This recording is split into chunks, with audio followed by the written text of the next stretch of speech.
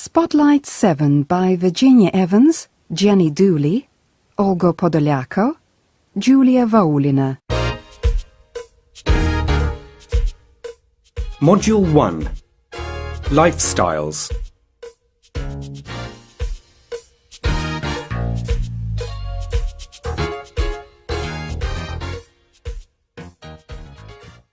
One A.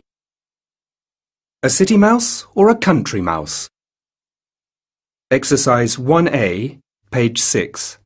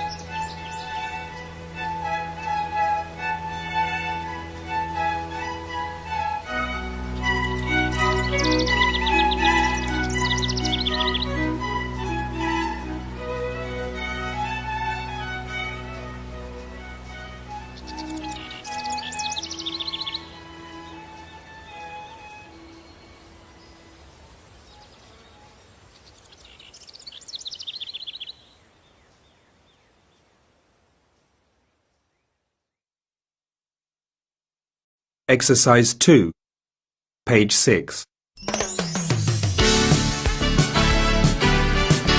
Teenage life swap.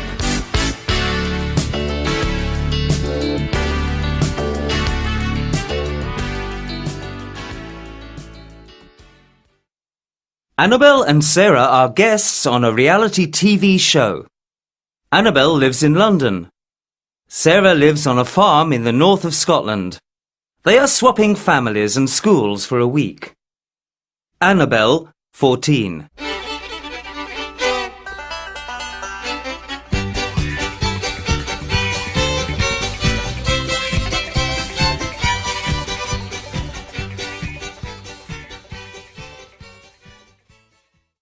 Day 2.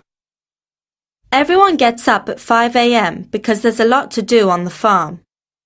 Sarah's mum is very nice. She brings me a cup of tea in bed, but I just go back to sleep. Later, I go outside to the farmyard to help Sarah's family. Today, we are milking the cows in the barn and feeding the chickens. The animals are lovely, but I can't stand the smell. Day 4. Sarah's mum takes me to school every morning. We drive 5 miles to meet the school bus, which leaves at 7 a.m. Sarah's school is very small, but everyone's so friendly. Day 6.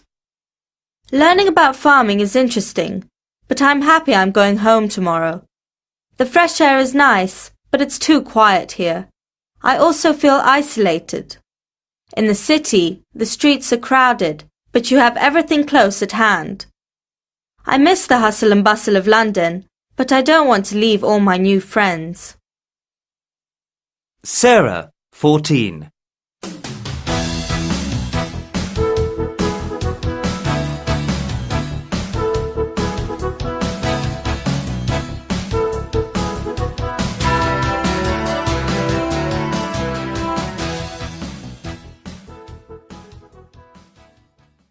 Day 2.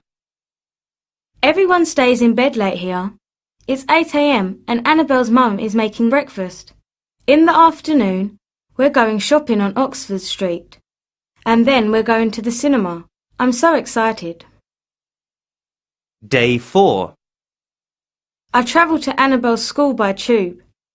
Her school is huge, with 1,500 students, and her friends are very interesting and helpful.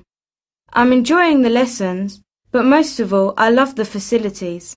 The computer room and the swimming pool are my favourites. Day 6. Today, I'm feeling a bit tired. It's always noisy here and you can hear the traffic all night. I think I'm getting a bit homesick too. I miss the beautiful landscapes and the people from my hometown.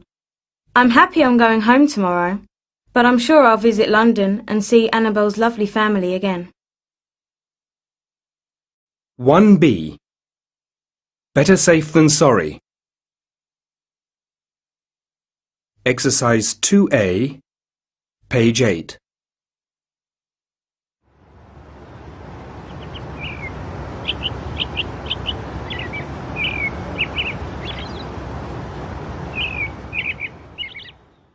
Hi, Joe. What's your dad doing? He's installing an alarm system. What for? Well, there are burglars around here. They're stealing things from people's houses.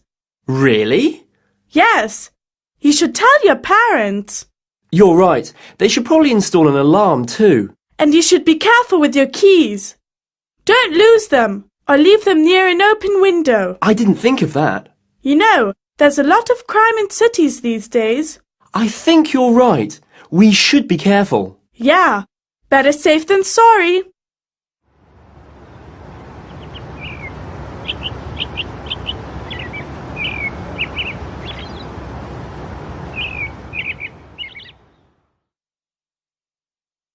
Exercise 6, page 9.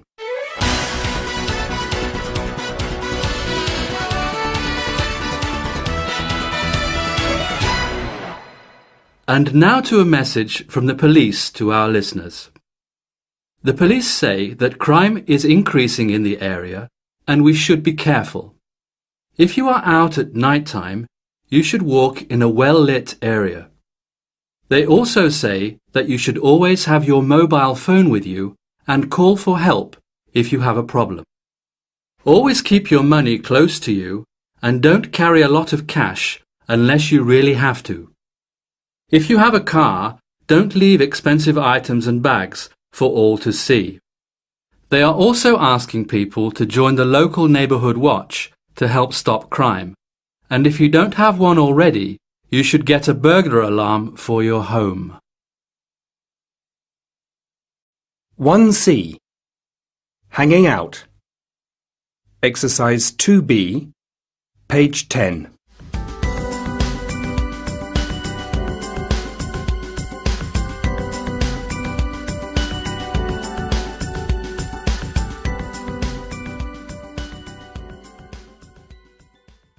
Kelly and Jamie tell us about their coolest spots in Sydney.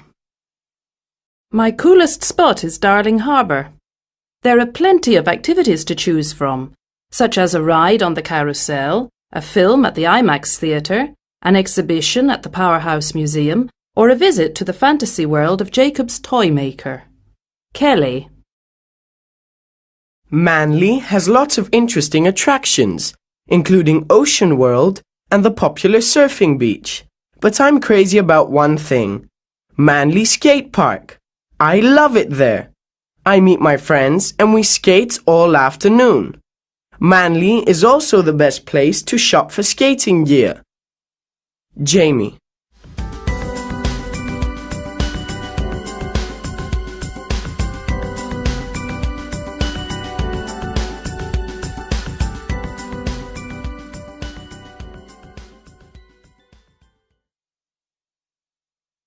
One D.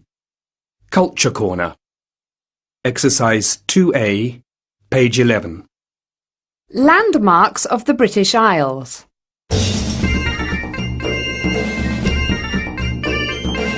Malahide Castle is northeast of Dublin City, Ireland, and dates back to the 12th century. It is in the middle of a large park and was used as both a fortress and a family home. It is a spooky place because people often see ghosts there.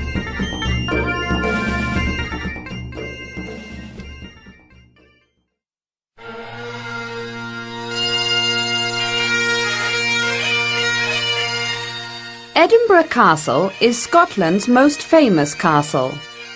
It is very popular with tourists, and around 1 million people visit it every year. It is a very unique castle, as it was built on top of an extinct volcano.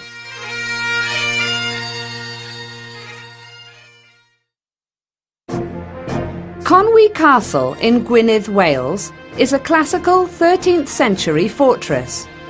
It is a masterpiece of medieval architecture that took 7 years to build. It has 8 big towers that offer great views of the nearby river and the Snowdonian Mountains. The Tower of London sits on the banks of the River Thames. The tower is guarded by yeoman warders, or beefeaters. 8 big black birds called ravens live in the tower. There's a legend that says if they ever fly away, the tower will fall down.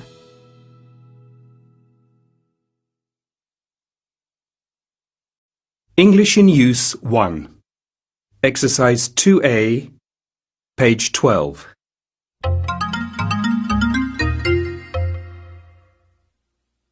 Next, please. Where to? Single or return? Return to Barbican, please. That's £6. Which line do I take, please? You're welcome. Exercise 2B, page 12. A. Next, please. 2 tickets, please. Where to? St James's Park. Single or return? Single, please. That's £6. B. Yes, please. 2 tickets return to Barbican, please. That's £12. Here you are. Which line do I take, please? Take the Circle line. Thanks a lot. You're welcome.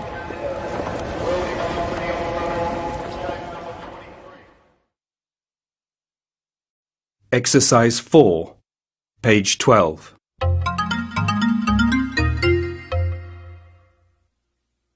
Reading rules.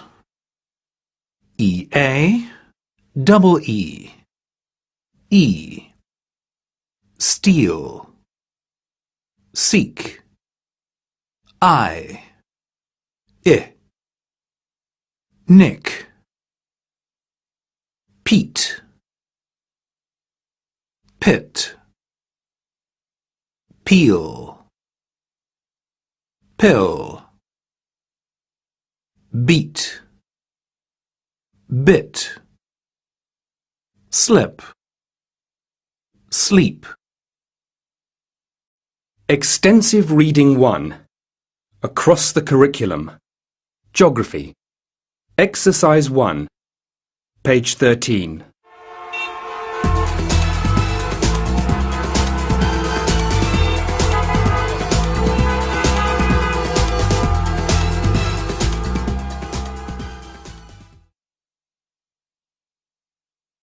Exercise 2B, page 13. Mexico City. Capital city of Mexico. Continent, North America. Population, 20 million. Language, Spanish. Currency, peso. Tourism. Mexico City is one of the world's largest cities. It has got beautiful old buildings, green parks, museums, and an exciting nightlife. It's a great place to visit. 9 million people visit it each year. Homes. Many people live in beautiful houses with gardens. Others live in blocks of flats near the city centre. Transport. Mexico City is a difficult city to drive in because of the heavy traffic. The city's fantastic metro network, however, has 11 lines and is very cheap. There are hundreds of buses, trolley buses and Peceros, minibuses, too. Leisure. In their free time, Mexicans shop at colourful street markets. They also enjoy going to the cinema and theatre. They even have street parties. Football and horse racing are the most popular sports. Food. The people of Mexico City are very friendly. The food is excellent too. The restaurants serve delicious local food like tortillas and frijoles, beans.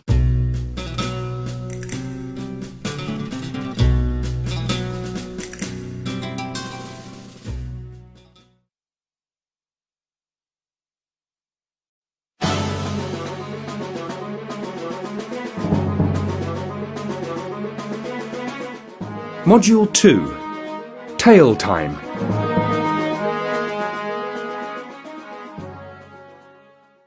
(2A). Bookworms. Exercise 2B, page 16.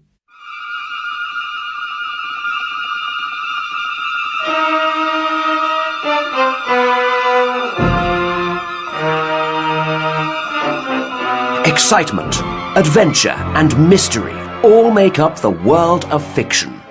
And here are some of the greatest names in fiction. Who was the Queen of Crime? Agatha Christie, of course, the world's best-known mystery writer. Agatha Christie was born in Devon, England in 1890, and she created many fictional detectives. The most famous are Hercule Poirot and Miss Marple. Hercule Poirot is a Belgian detective famous for his neat appearance, his obsession with order, and his use of psychology in his investigations of crimes. Miss Marple, on the other hand, is nothing like a typical detective. At first glance, she is an ordinary old lady who loves knitting and gossip, but she can solve the hardest of mysteries and puts many criminals behind bars. Sir Arthur Conan Doyle was born in Edinburgh, Scotland in 1859. He studied medicine at the University of Edinburgh. It was one of his professors that inspired him to create the most brilliant detective ever, Sherlock Holmes. Holmes's extraordinary powers of observation help him solve the most mysterious cases, with the help of his faithful companion, Dr. Watson. Holmes is very logical and extremely intelligent. He wears a cape and hat, smokes a pipe, and uses a magnifying glass. Jules Verne lived in Nantes, on the west coast of France. He loved the sea, and when he was only 12, he tried to run away on a ship to the West Indies. Unfortunately for him, the sailors caught him and sent him home. Jules had a great imagination and wrote several adventure stories and created mysterious characters like Captain Nemo. In 20,000 Leagues Under the Sea, Captain Nemo travels under the sea in his submarine, the Nautilus. On his journeys, he meets strange sea creatures and finds an underwater city.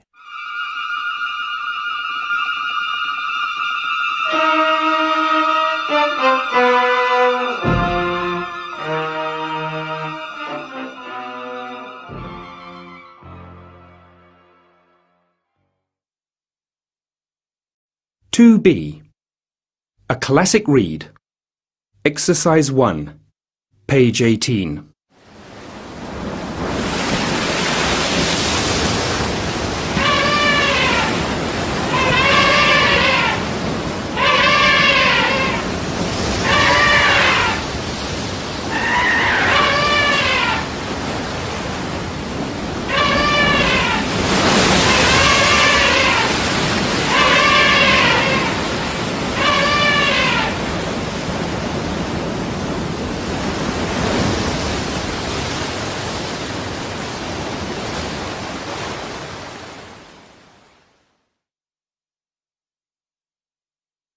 Exercise 2B, page 18.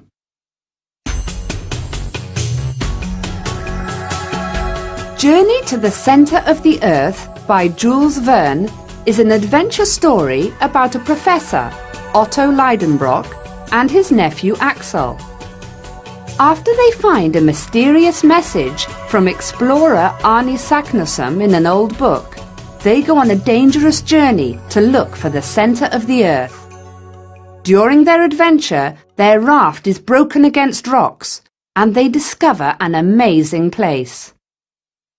While Hans repairs the raft, Axel and the Professor look around. Let's explore this area over here. What's that noise? Quick, hide! The men hide behind some bushes. Look, a man and huge elephants. But they used to live thousands of years ago. When we get home, people will be amazed by what we saw. But will they believe us? We must get back to Hans and the raft. Wait, what's this? It's a very old knife. It must be Arne Saknussemm's. The Professor finds initials on a cave wall. Saknussemm was here. The compass must be broken. We found it. This must be the last part of Arne Saknussemm's journey. Quick, let's find Hans and come back.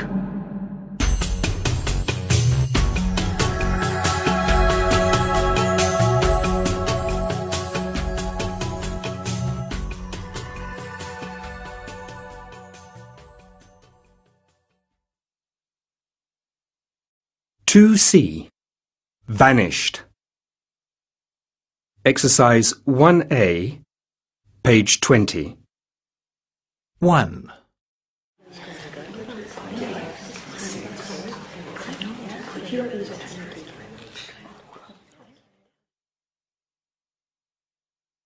Two.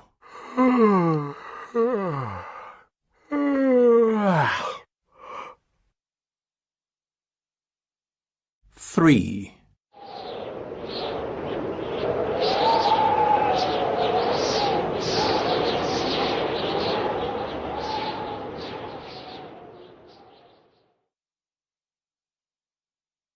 4.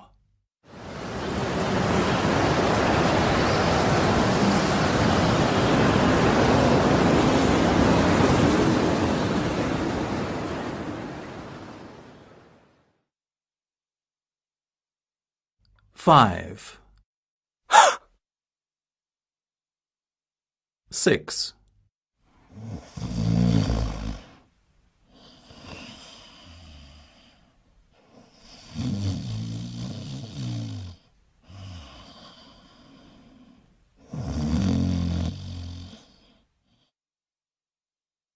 7.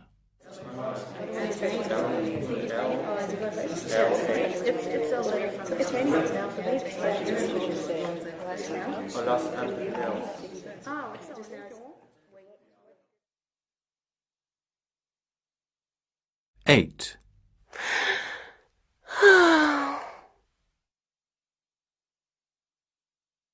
9.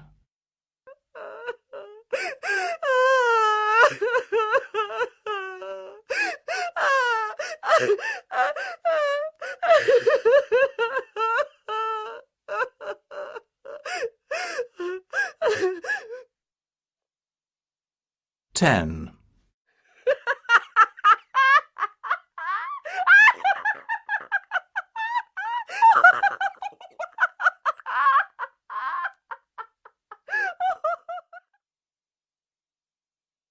'Exercise 1C, page 20.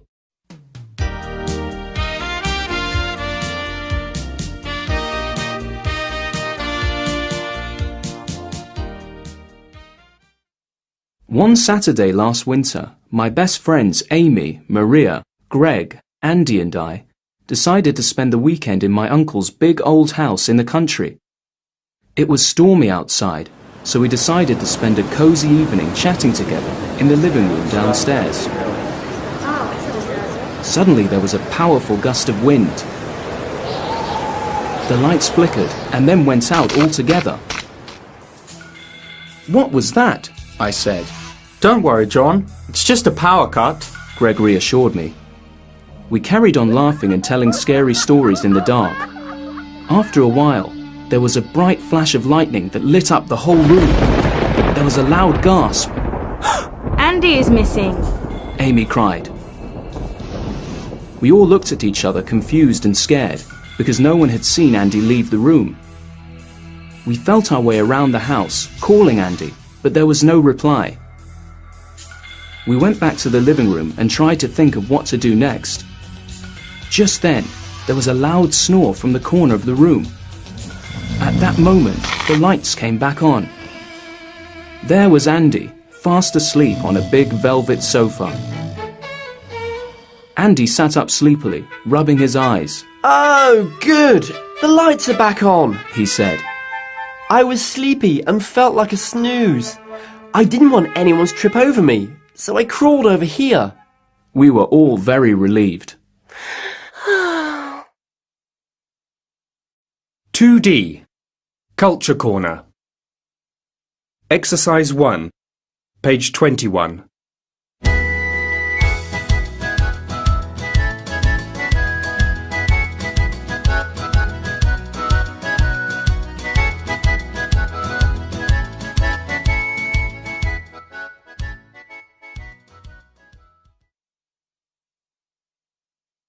Exercise 2A, page 21. The gift of storytelling. A story should be told eye to eye, mind to mind, heart to heart. Stanley Robertson, storyteller. Perhaps the best way to spend a cold winter night in Ireland is to sit in front of the fire and enjoy the company of a Shankie, a storyteller. Ireland has many stories to tell, and they belong to two groups: myths and legends and folk tales. Throughout the years, people passed on stories to form a great tradition. Myths and legends are stories about giants, saints, warriors and kings.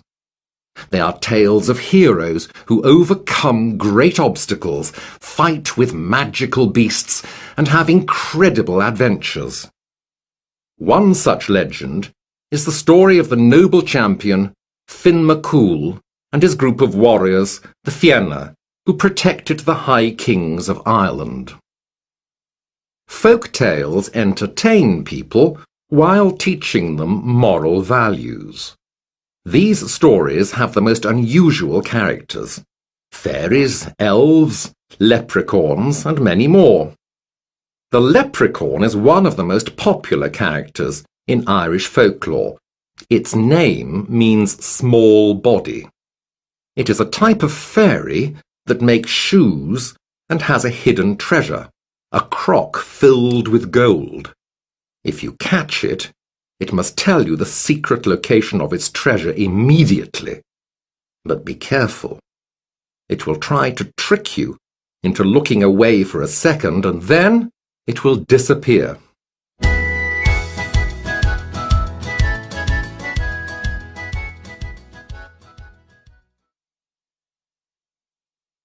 English in Use 2. Exercise 1A, page 22.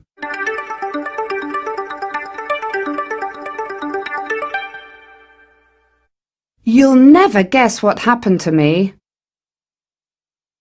What is it? You look a little upset. I had quite a shock. What on earth was it? Oh my goodness! What was going on? Oh dear! Exercise 1B, page 22.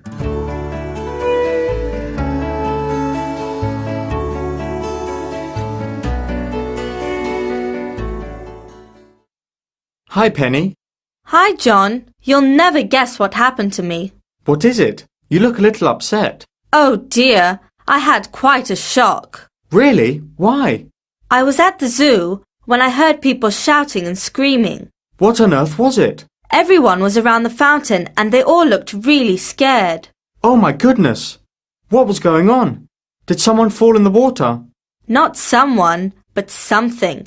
There was a long orange snake with black stripes swimming around in it. Oh dear! Was anyone hurt? No, the guards caught it quickly and put it back in its cage. Well, well, well. You don't see that every day, do you? No, you certainly don't.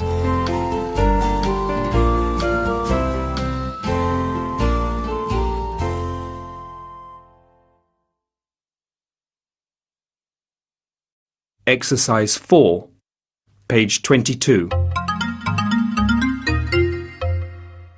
Reading rules.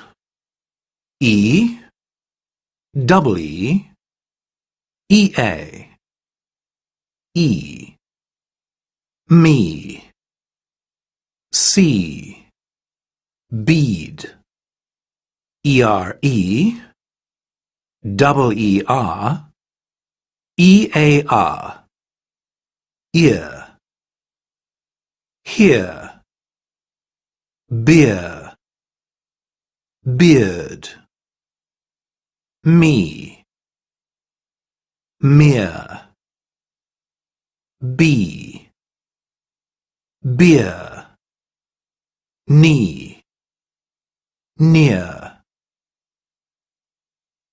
Extensive Reading 2. Across the Curriculum. Literature. Exercise 2A, page 23.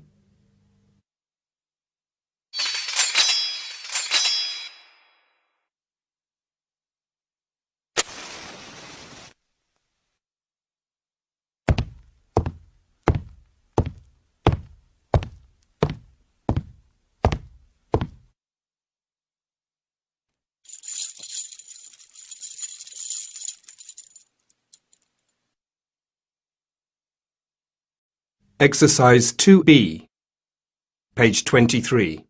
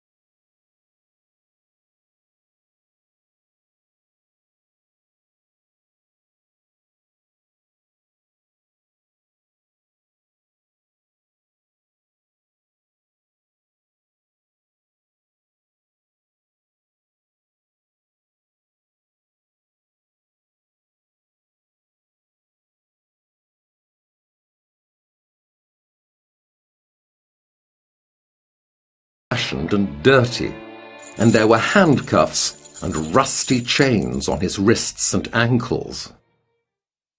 My dear sir, said Mr. Otis, those chains need oiling. Here, take the small bottle of lubricant.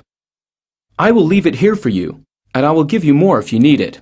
With these words, the ambassador put the bottle down on a marble table and went back to bed, closing the door behind him.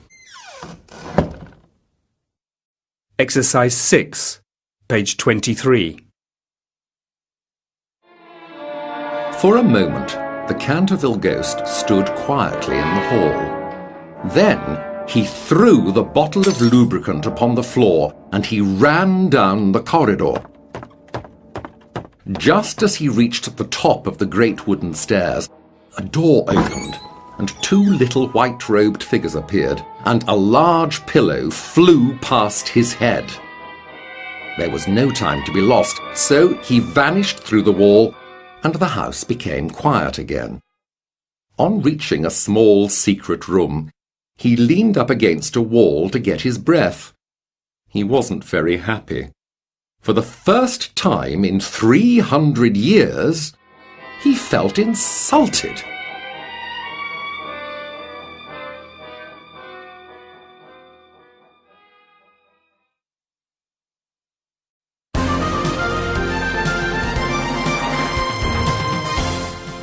Module 3.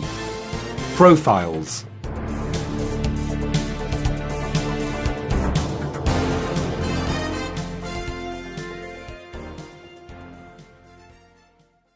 (3A). Lead the way. Exercise 1, page 26.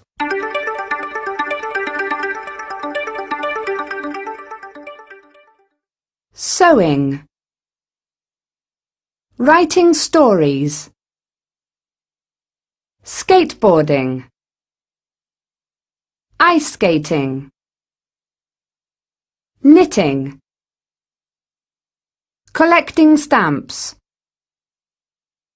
Playing chess. Boxing. Fencing. Football. Painting.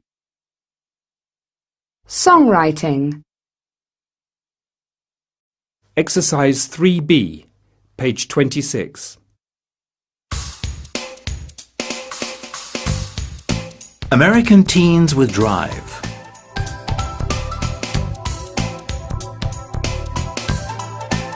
Some teenagers spend their whole lives playing computer games, watching TV, or just complaining that they are bored. While some others get out there and do things. Meet America's new generation of dynamic teens. Akiane Kramaric is a girl from a small town in Idaho whose favorite hobby is painting. Akiane is very creative and learned how to use pastels when she was 6. She pays a lot of attention to detail, and her paintings are very realistic.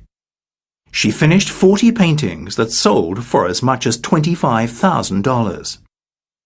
In December 2001, Rainice Leda Thompson, who was a student at Edison Middle School, had to do a science project. Her mother helped her design a game which makes learning math simple as well as fun. Rainice got an A grade for her project, so her teacher gave it to some younger students to try out. Soon after that, people started to ask for their own copy of the game. So they set up a company called MathWorks, LLC. Esteban Cortezar is a young man whose love for fashion began when he was a child in Colombia. He began designing when he was 10. He used to take old clothes apart and then staple pieces back together again. Today, Esteban is in charge of a growing fashion empire. He recently traveled to New York, where he showed his latest collection during Fashion Week. Esteban is determined to succeed, and it looks like he is going the right way about it. Chase Austin competed in his first race at the age of 8 in a go-kart pieced together by his father. The 16-year-old certainly loves speed, and already has a career which many people could be jealous of. This young man from Kansas is not afraid of hard work, and that's why he has won so many awards.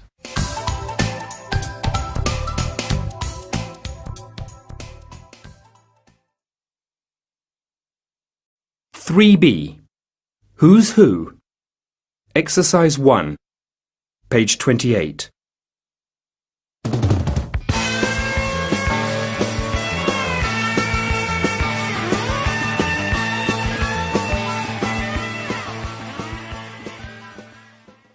As promised, today we're talking with students about their favourite storybook characters and those we love to hate. So, Sally, would you like to go first? Sure. Well, I love Dorothy from The Wonderful Wizard of Oz by L. Frank Baum. She's a cute young girl with lots of freckles and long brown hair that she wears in pigtails. Her enemy is the Wicked Witch. She's old and ugly, and she has a horrible thin face. Ugh! Thanks, Sally. How about you, Patrick? You like Bob Cratchit from Charles Dickens' A Christmas Carol, don't you? Yes, I do. Bob's very poor, and he's quite skinny because he can't afford much food. He's in his 30s, and he's a nice blonde man. But Scrooge treats him badly. He's a nasty elderly man. He's thin and has a little grey hair, but he's mainly bald. Thanks. Now, over to you, James. Well, I love Peter Pan from the book of the same name by J.M. Barrie. He's such a happy character, with a smiley face. He's slim, and he has short red hair. Captain Hook is always chasing him. He's a horrible middle-aged man, with dark, curly, shoulder-length hair.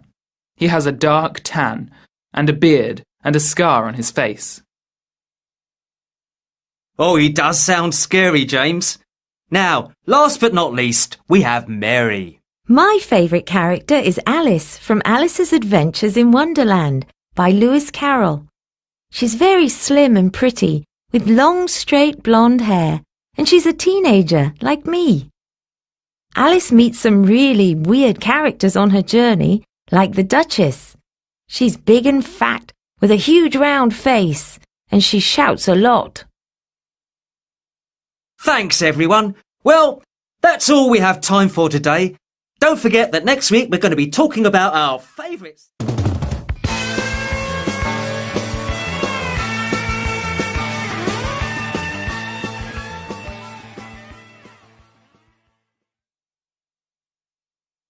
Exercise 3A, page 28.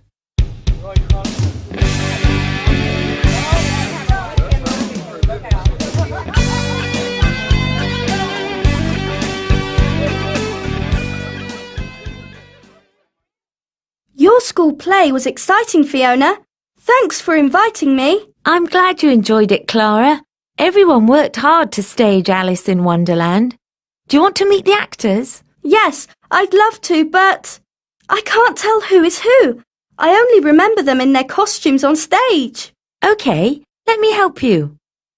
Can you see the short boy over there with the spiky blonde hair and freckles? The one with the spiky hair?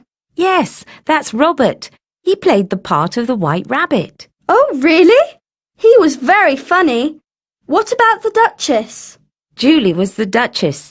She's the tall, well-built girl with the long, dark hair in the corner. She looked huge in that big costume. And who played the Cheshire Cat? Oh, that was Matt, the boy next to the coffee table, the one with the short brown hair. He's so cute. Come on, I want you to introduce me to him first.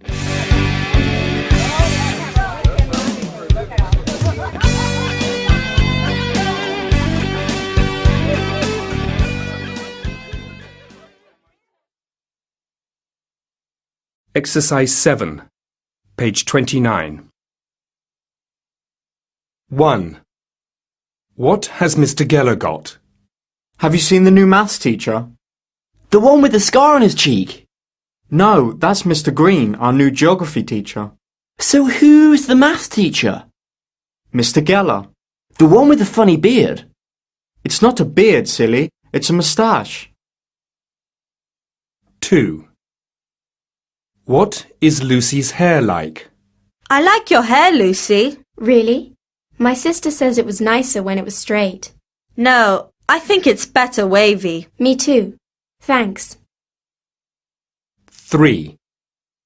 Where is Anne going? Anne looks lovely. Is she going out? Yes, she's going out with friends. Is she going to the theatre again? No, she wanted to, but there were no tickets left, so she's going to see a film. 3C. Against all odds. Exercise 1, page 30.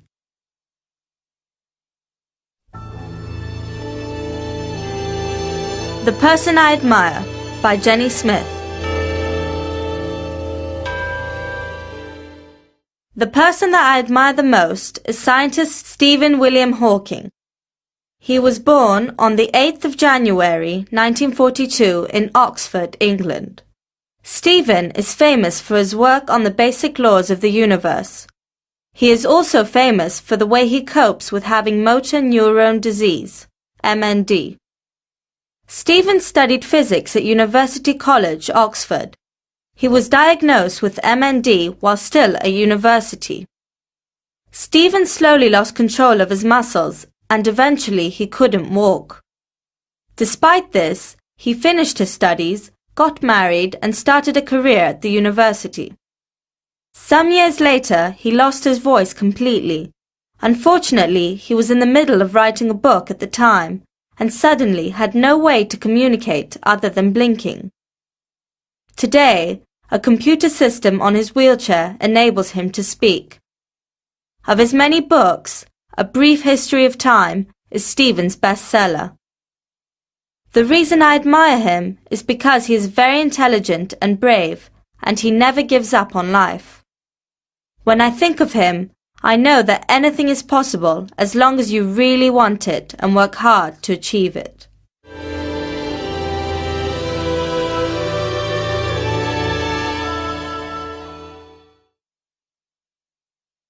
(3D) Culture Corner. Exercise 2, page 31.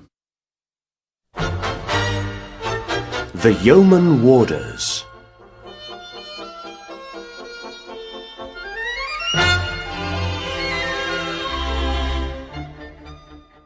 A trip to London is never complete without a visit to the Tower of London. The site dates back to the 11th century and is guarded by the Yeoman Warders, or Beefeaters. King Henry VIII first introduced Beefeaters in 1485, when he used them as bodyguards. Their duties included looking after the prisoners in the tower and guarding the crown jewels. These days, though, their main role is to act as guides for the many tourists that visit the tower every year.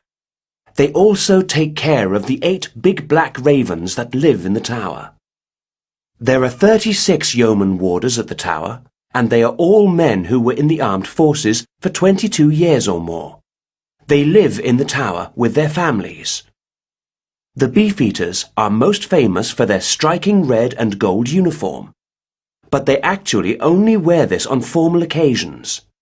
Most of the time, they wear a dark blue uniform with red trimmings. No one is exactly sure where the name Beefeater comes from. One theory says that the warders used to be paid with meat instead of money. Others say that the name comes from the French word bouffetière. Bouffetières were guards in the palace of French kings. They protected the king's food.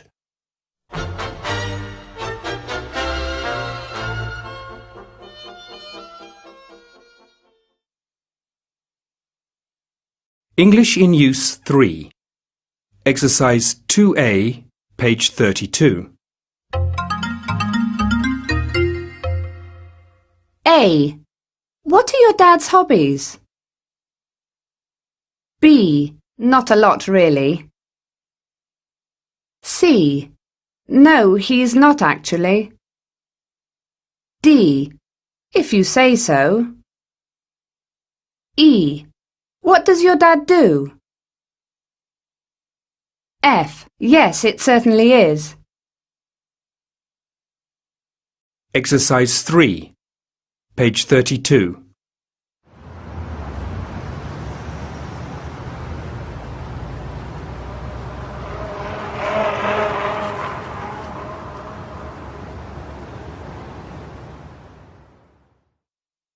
Hi, Peter. Where were you? In my dad's office. I wanted to give him some papers. What does your dad do? He's a lawyer. Mine is a vet. Wow! It must be very rewarding. Yes, it certainly is. Dad loves looking after the animals. He sometimes brings them home for the night. Goodness me! Does he have any time for hobbies? Not a lot, really. He plays golf every weekend, though, if he has the chance. What are your dad's hobbies? He likes playing board games. Board games? They're a bit boring, aren't they? He doesn't seem to think so. He loves sitting by the fire playing chess. If you say so, but I'm not sure if I agree.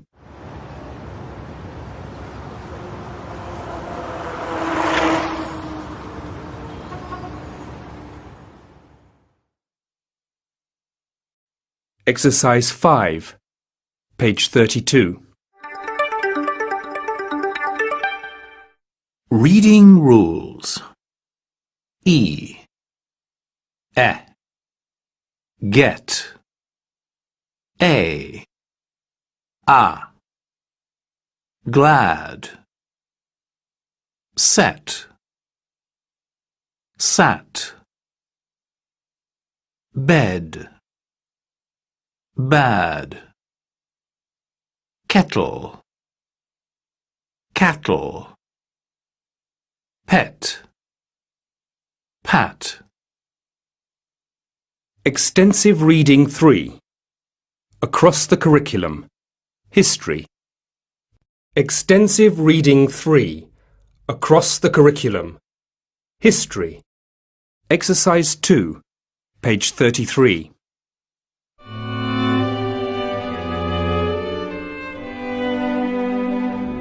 Children in Victorian times.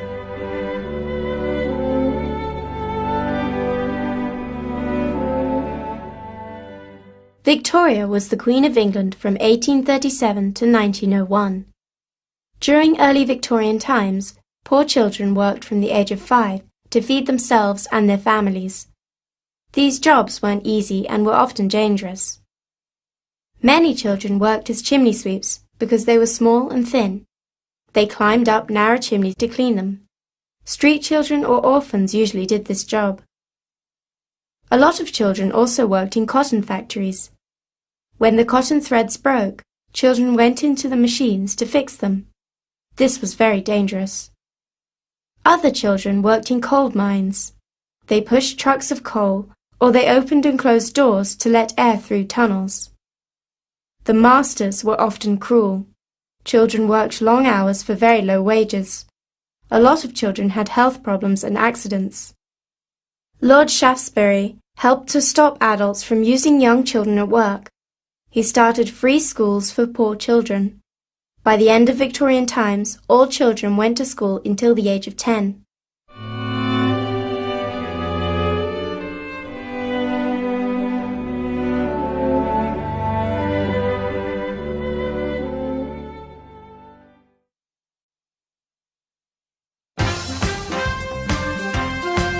Module 4.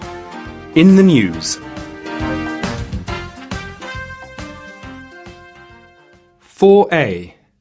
News Stories. Exercise 3B, page 36. News 24. The Bare Necessities. A woman from Vancouver, Canada, came home from work one day to find herself in the middle of a real-life nursery rhyme. Paula Green is now called Goldilocks by her friends after finding a hungry bear in her kitchen. The 2-year-old brown bear was eating Paula's porridge, so she quickly went into the next room and called for help. Eventually, the baby bear finished his meal and ran off into the forest. Luckily, there was no sign of a daddy or mummy bear. Scorpion in a bunch of grapes. A deadly scorpion found on a kitchen table caused panic for a family in Wales. Michelle Smith, 42, thinks the scorpion came into her house inside a bag of grapes she bought at the supermarket. While the rest of the family were hiding, Mrs. Smith's husband bravely caught the beast. Real-life lassie saves boy's life. A dog was called a hero after he came to the rescue of his 8-year-old owner, just like in the film Lassie. James Thomas broke his leg when he fell into a river. Realizing he was badly hurt, he called his dog Buddy, who amazingly pulled him to safety. James was recovering in hospital yesterday, but can't wait to get home and say thank you to Buddy. News text alert. Sport. A player for a Lincolnshire football team broke a record when he scored 16 goals in a match yesterday. I was just playing my best for the team, he said. 4B. Did you hear about? Exercise 2A, page 38.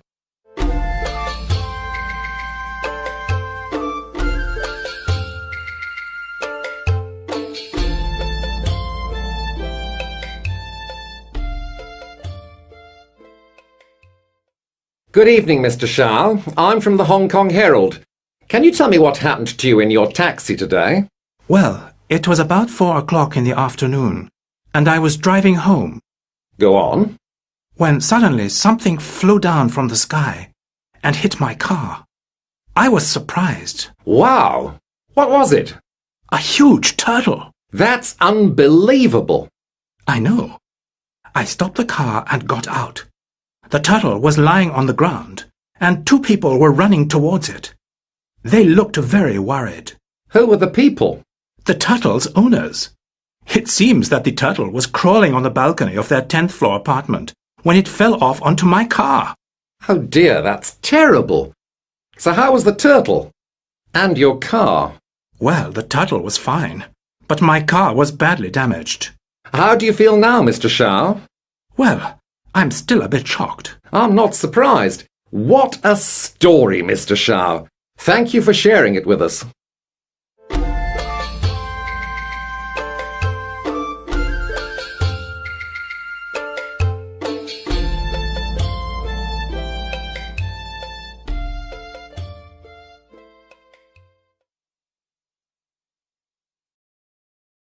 For C. Take action. Exercise 1A, page 40.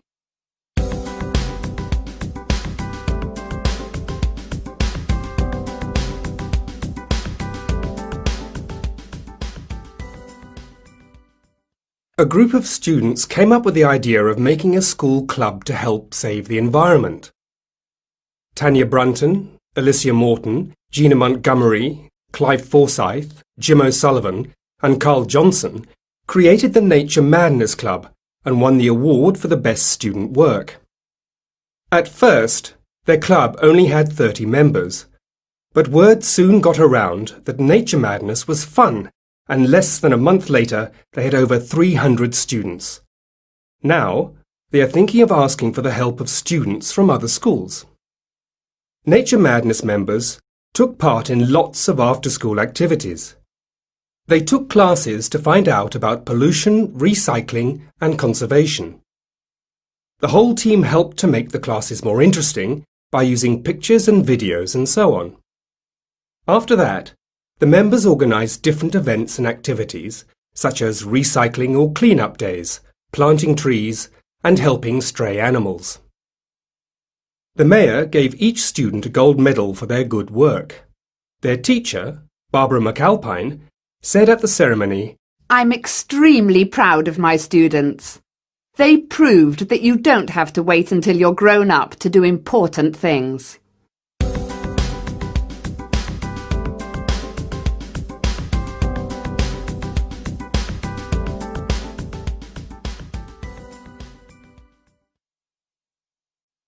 Exercise 3A, page 40.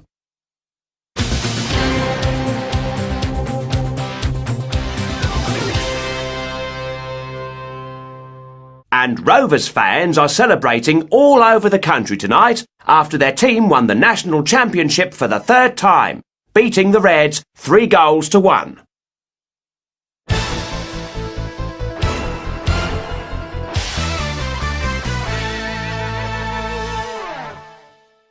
And the atmosphere here is amazing. The band hasn't come on stage yet, but you can feel the excitement in the air. Thousands of fans are here and, like me, they're expecting to see a fantastic show. Now, the lights are going down.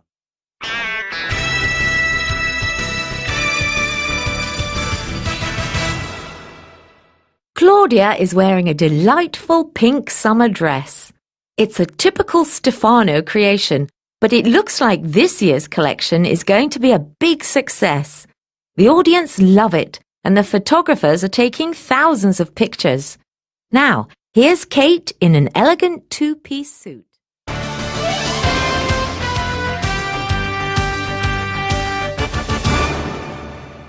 The locals here at New Bay are not happy. Thousands of people have gathered in the town square, just in front of the mayor's offices, to express their anger at the mayor's decision to close down the town swimming pool. 4D, Culture Corner. Exercise 3, page 41. British teenage magazines.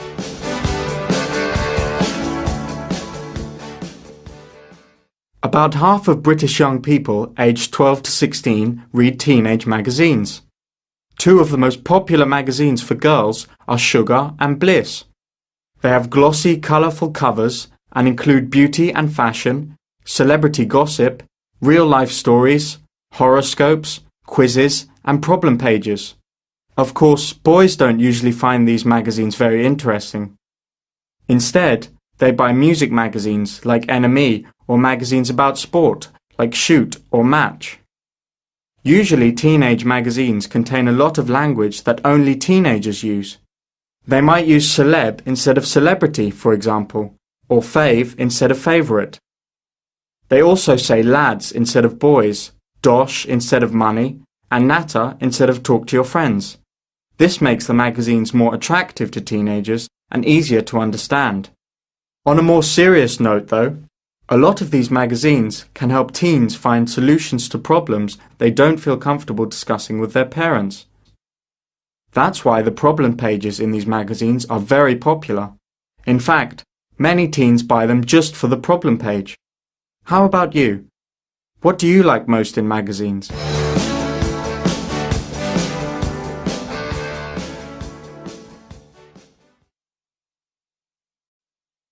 English in Use 4. Exercise 2, page 42.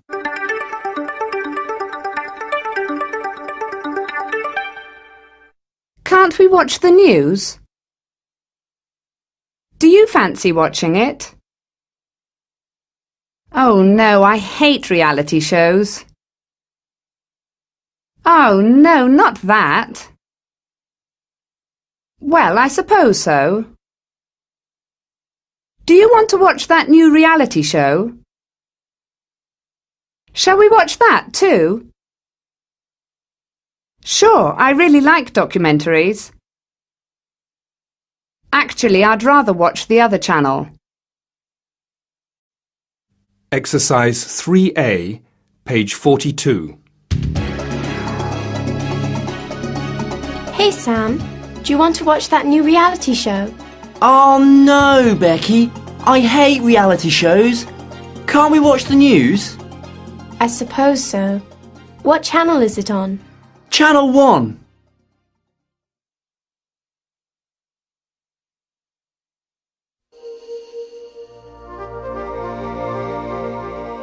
Julie, there's a documentary about dolphins on TV. Do you fancy watching it? Sure, Pete. I really like documentaries. There's a sports programme on after. Shall we watch that too? Actually, I'd rather watch Channel 1. Why? What's on? EastEnders, my favourite soap opera. Oh no, not that.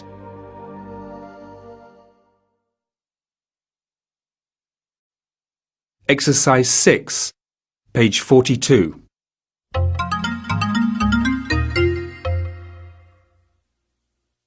Reading rules. A, AI, plus R, plus vowel. Air, Mary, Harry. Belly, Harry. Fairy, marry. Lad, ferry. Barely, dairy. Exercise 6, page 42.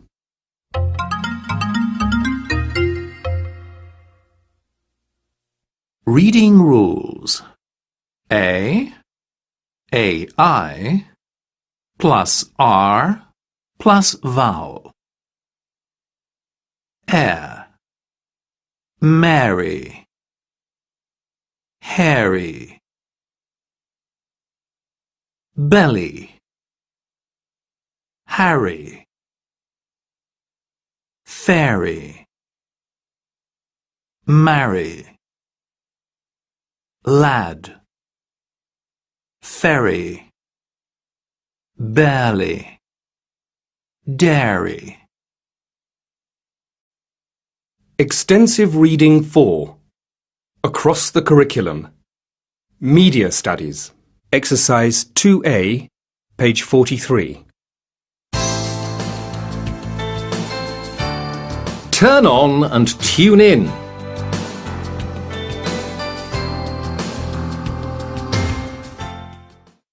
Lots of universities in Great Britain have their own radio station. Students who are studying media courses or hope to work in the radio industry usually run the stations. The radio stations entertain the students by playing all the latest music and chart hits.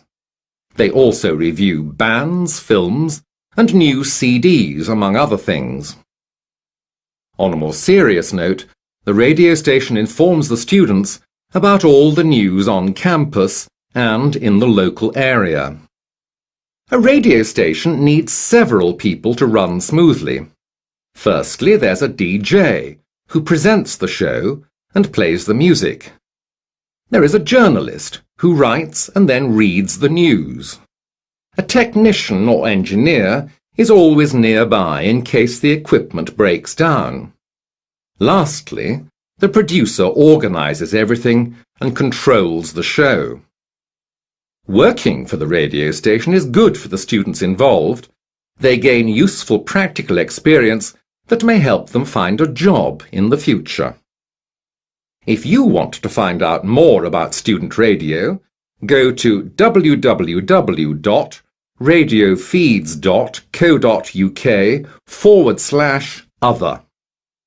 You can even listen to the stations online.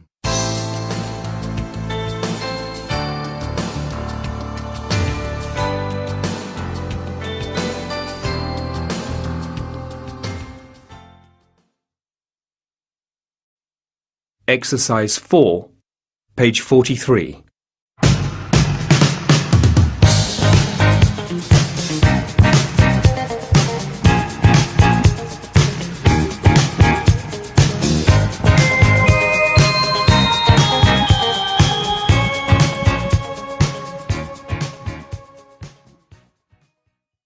Good morning, listeners, and welcome to Breakfast Time with your DJ, Alison Cole. We're coming to you live from the studios of Radcliffe University with the news that matters to you. First, here's a quick update on the big basketball game last Friday against Sutton. Your Radcliffe Raiders are going on to the championship. That's right. We knew they could do it. Great job, mates. Now, for the local news, here's our star reporter, Mark Jackson. Thank you, Alison, and good morning to you all. Mr. Baker, our fire service chief, is retiring after 40 years of hard work. There is a special celebration for him on the 4th of June. Make sure you're there. We all wish Mr. Baker a pleasant retirement. Traffic is heavy today in the town centre due to road work in Collins Circle. Be careful. That's it for now, Alison. Back to you. Great, Mark. Thanks for that. Let's get back to the tunes we all know and love. Here's U2 with Where the Streets Have No Name.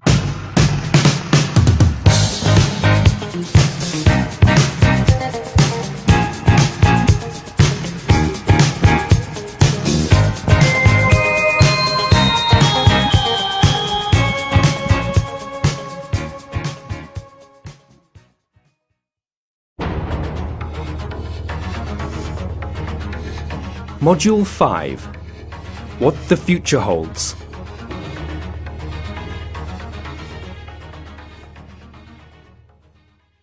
(5A) Predictions. Exercise 6, page 47.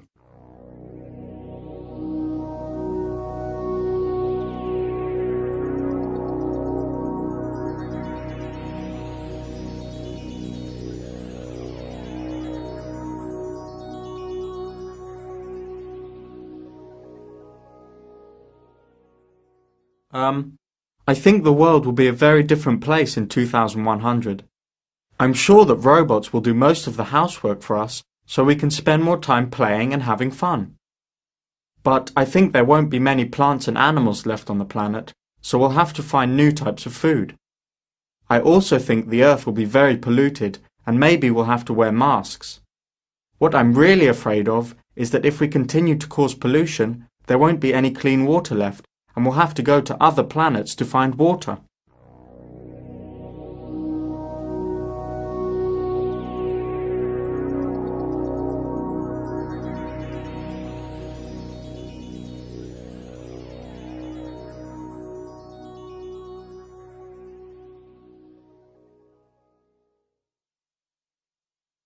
(5B) Gadget Madness. Exercise 2B, page 48.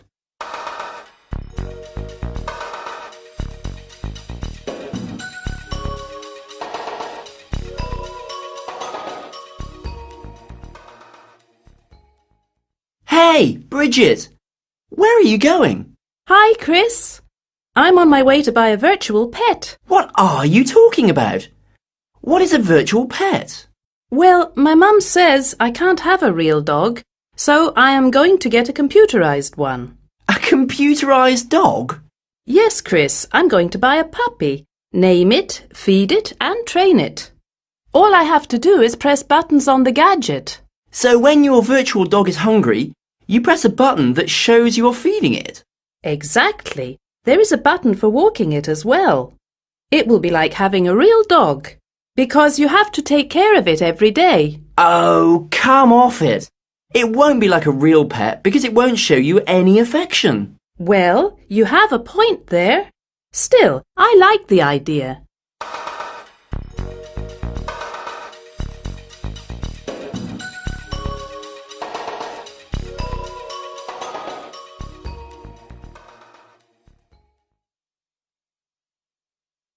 Exercise 8, page 49.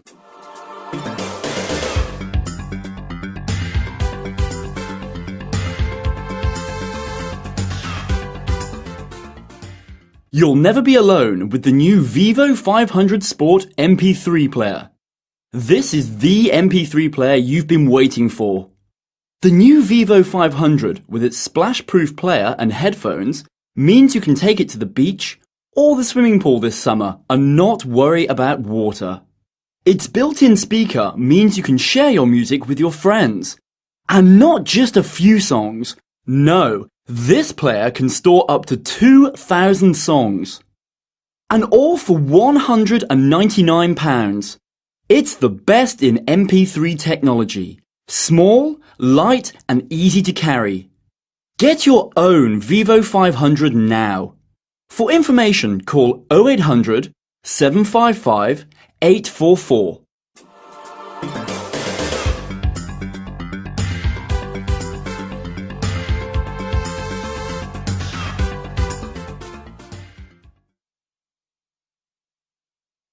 (5C) What's your opinion? Exercise 2, page 50. Online or in class?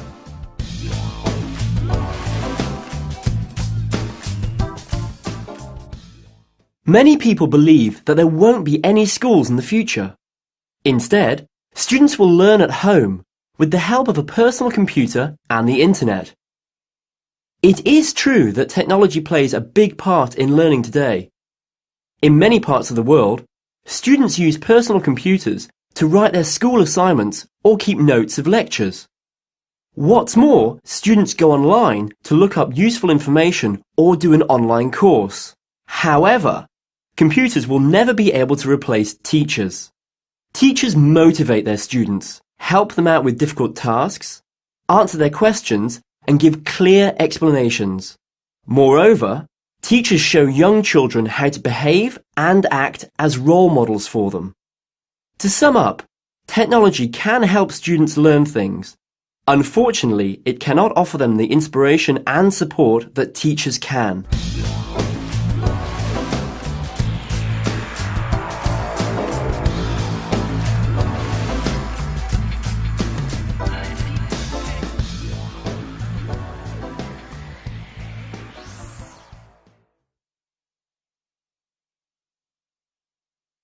(5D) Culture Corner.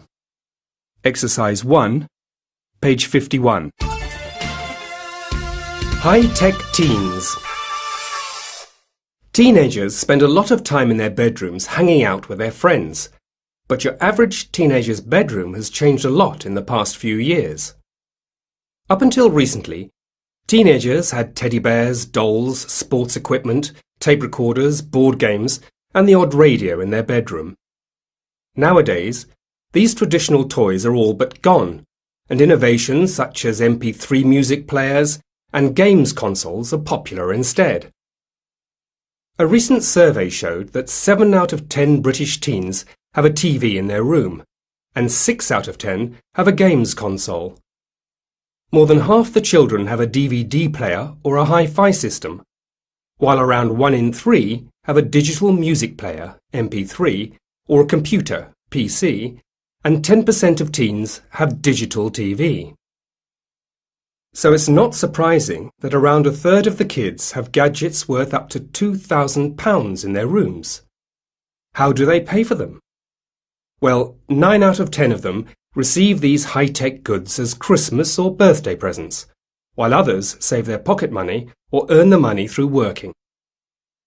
Some parents might be shocked to find out that their son or daughter could be sleeping on a gold mine. It seems fair to say that as new technology increases, so does the value of kids' bedrooms.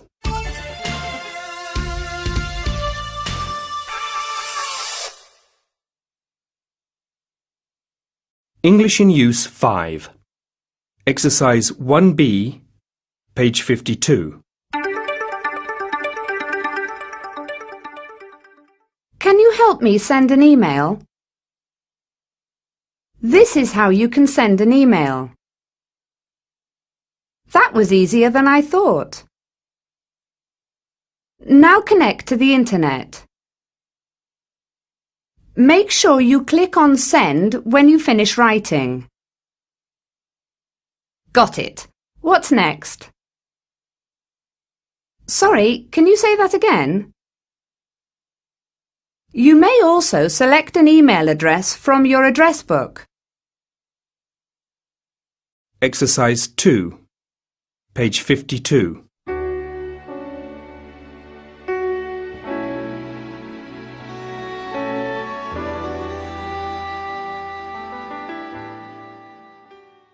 Mark, do you have a minute? Sure, what do you need? Can you help me send an email? No problem, Kathy. First of all, turn on your computer. All right. Now connect to the internet. Then access your email account. Got it. What's next? Click on Create a Message and type it in. Make sure you click on Send when you finish writing. Anything else, Mark? Oh yes, include the email address of the person you're sending it to. Thanks, Mark. That was easier than I thought.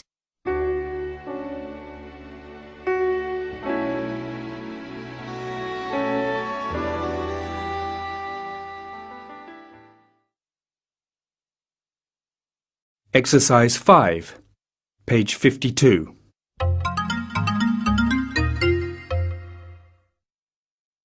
Reading rules. A plus LM, SK, LF. Half. O plus M, N, V. Some. Calm. Come. Harp. Cup. Sun. Love. Mother. Monkey. Extensive Reading 5. Across the Curriculum. ICT. Exercise 2A, page 53. Simulating reality.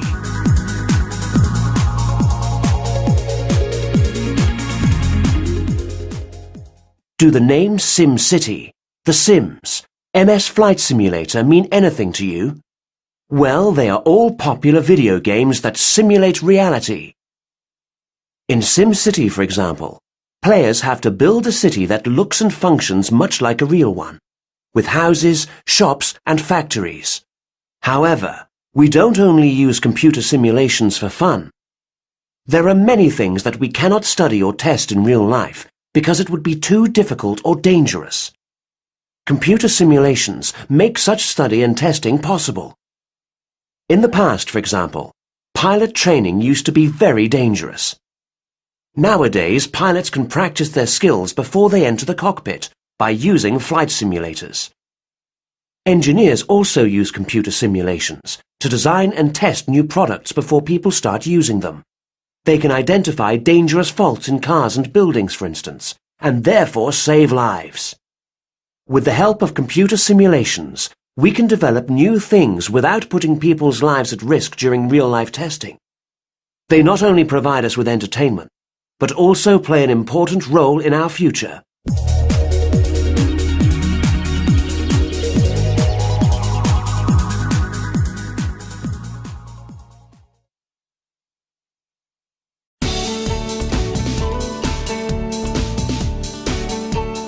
Module 6. Having fun.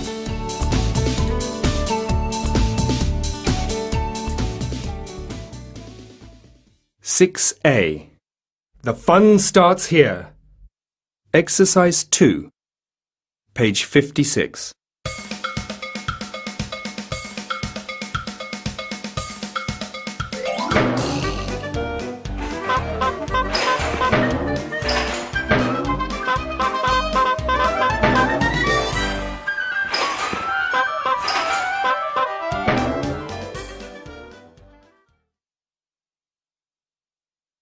Exercise 3, page 56.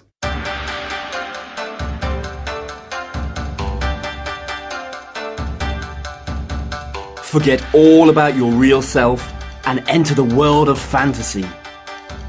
At Disneyland, Tokyo. Go on the Jungle Cruise, explore tiny worlds, go on a water ride at Splash Mountain, and eat a home-cooked meal at Grandma Sarah's kitchen. Before you return to the real world, make sure you have shaken hands with your favourite cartoon characters. You have explored the haunted mansion and you've come across some ghosts. You have flown with Peter Pan in a pirate ship through the night skies. You have ridden the Toontown roller coaster. You have gone on a rocket journey in a Starjet.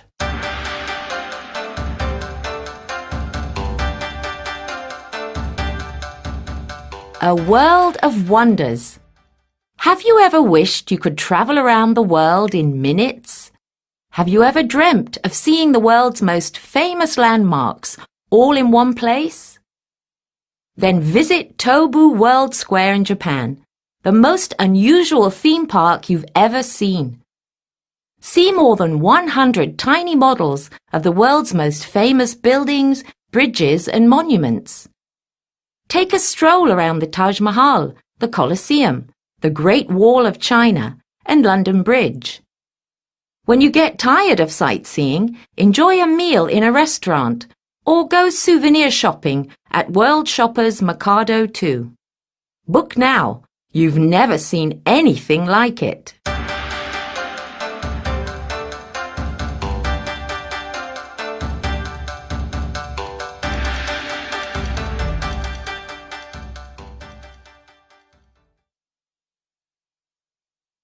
(6B).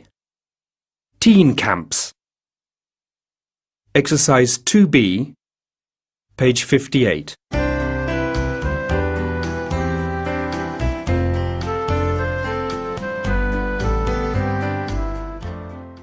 Have you planned your summer holiday yet? Of course. I'm leaving next Monday. Where are you going?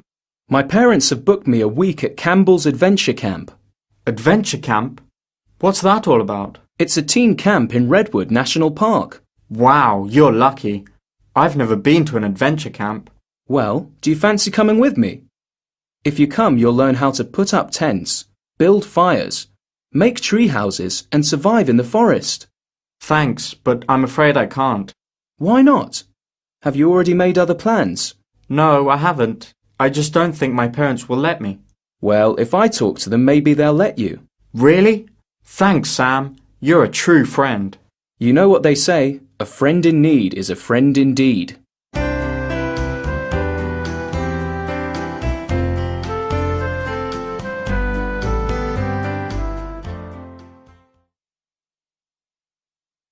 Exercise 8, page 59.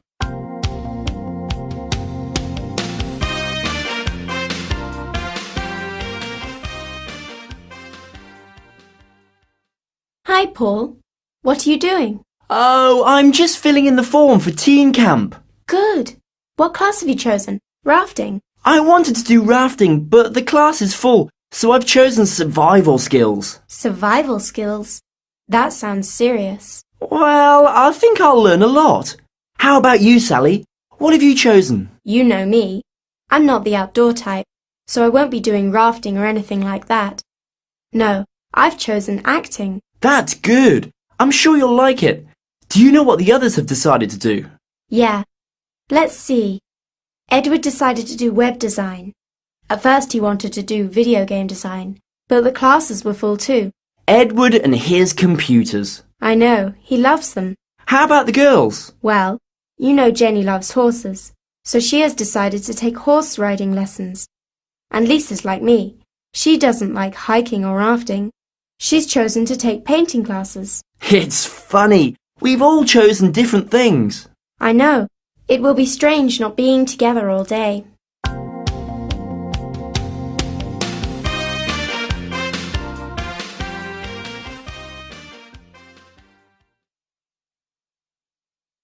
C. A whale of a time. Exercise 2, page 60.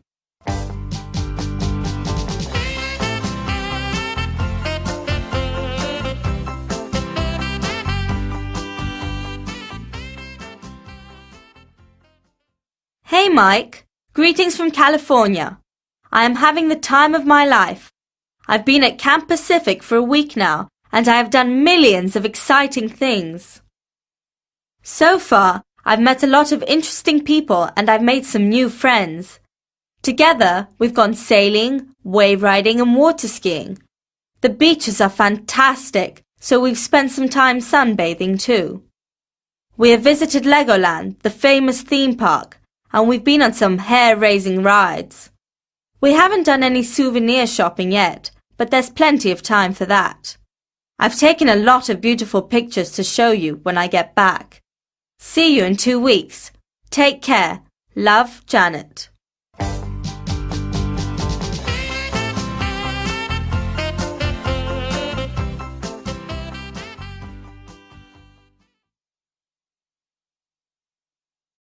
D. Culture Corner. Exercise 2, page 61.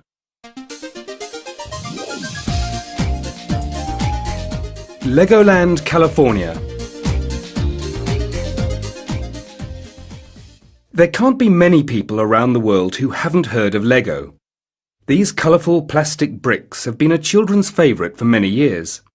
You can build just about anything with Lego bricks. Cars, houses, castles, spaceships. And a trip to Legoland, California will show you that anything is possible with Lego. Among the attractions at Legoland, California is Dino's Island, where you can dig for dinosaur bones and fossils. Or take a ride on the Coastosaurus roller coaster. Or why not visit Funtown, where young visitors can drive a fire truck, fly a plane, and get an official Legoland driving license. Everyone's favourite is Knight's Kingdom, where you can ride the fantastic dragon coaster through the castle and find out what life was like in the past. At Explore Village, you can go on an African safari trek and see giraffes, zebras, lions, and other animals made out of Lego. Before you leave Legoland, California, be sure not to miss Miniland USA. 20 million Lego bricks form amazing models of American landmarks such as the Statue of Liberty and the Kennedy Space Center. This is certainly one of the most spectacular sights at Legoland, California, and will make your visit here unforgettable.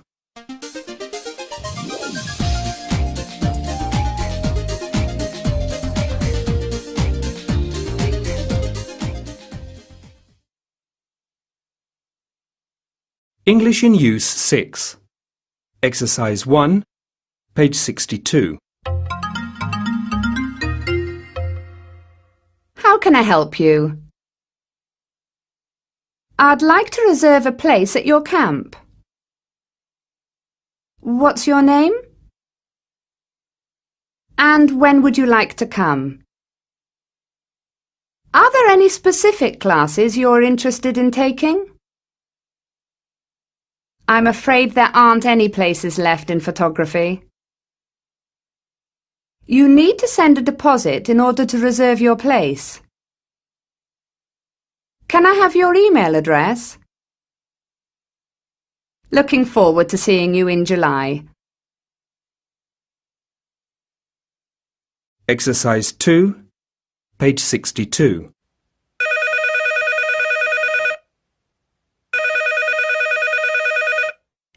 Good morning, Keir Camp. How can I help you? Oh, hello. I'd like to reserve a place at your art and drama summer camp, please. What's your name? It's Mark Brown.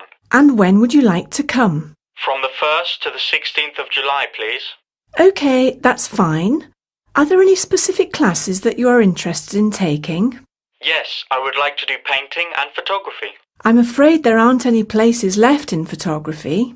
OK, then how about sculpture? That's fine. I've made the booking. You need to send a deposit in order to reserve your place. Can I have your email address so I can send you details of our bank account? Of course. It's mark@coolmail.com. Thanks, Mark. Looking forward to seeing you in July. Thanks a lot. Bye. Exercise 5, page 62.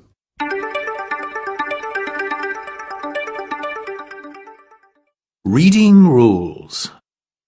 U, I, plus R. Per.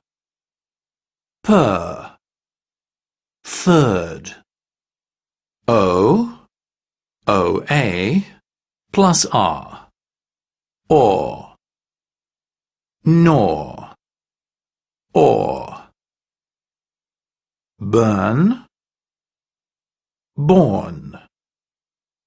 Bird. Board. Extensive Reading 6.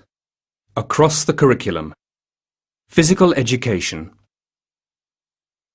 Exercise 3A, page 63.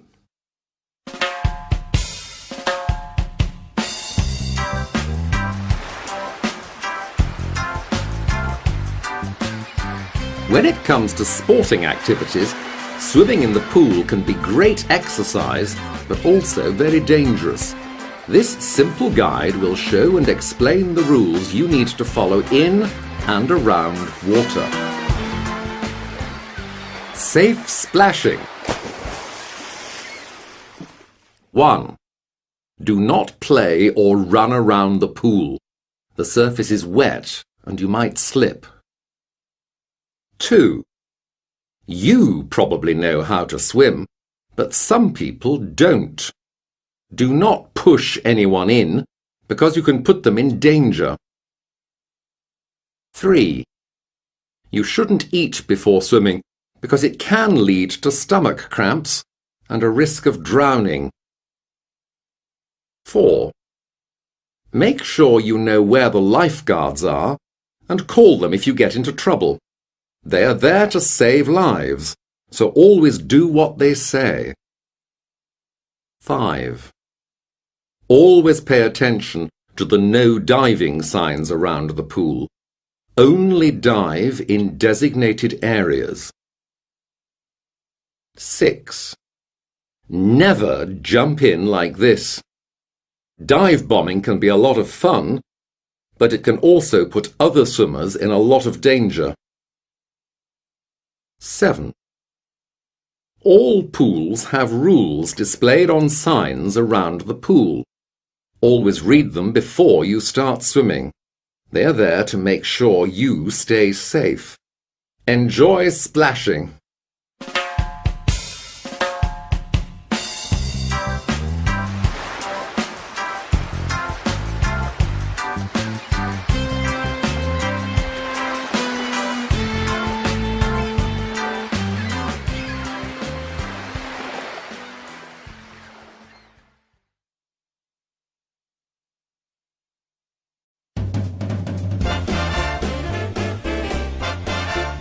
Module 7. In the Spotlight.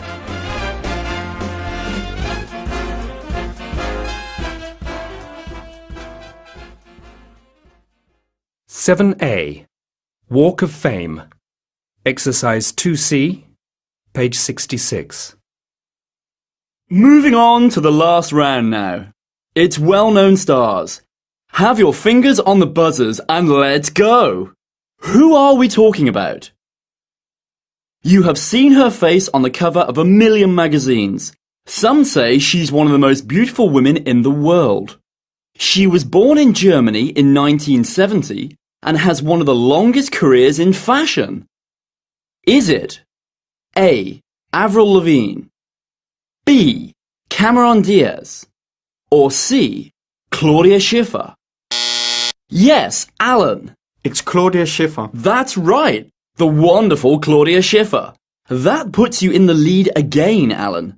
Come on, guys, you'll have to be quicker on the buzzers. He's one of the most handsome men in film.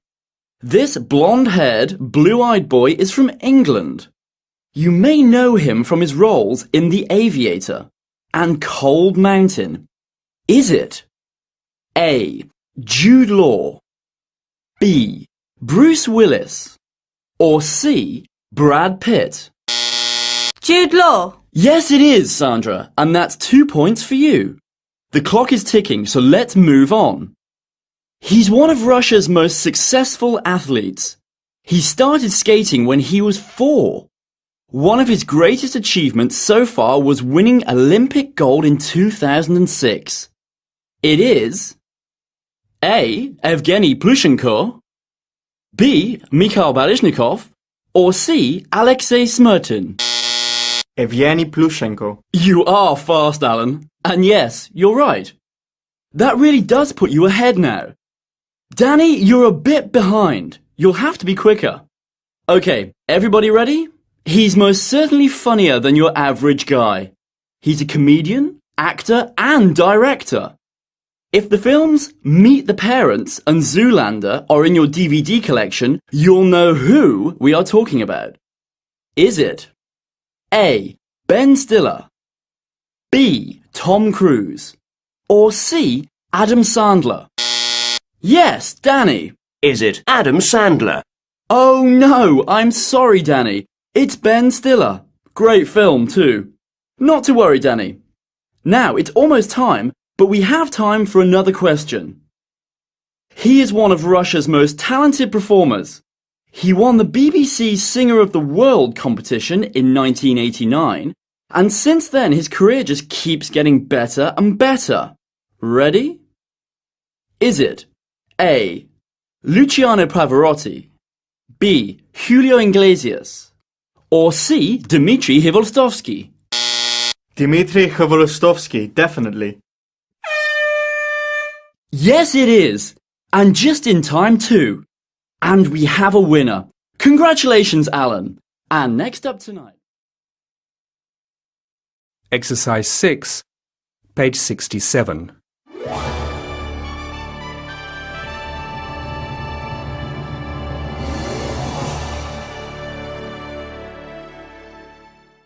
Famous Russian figure skaters.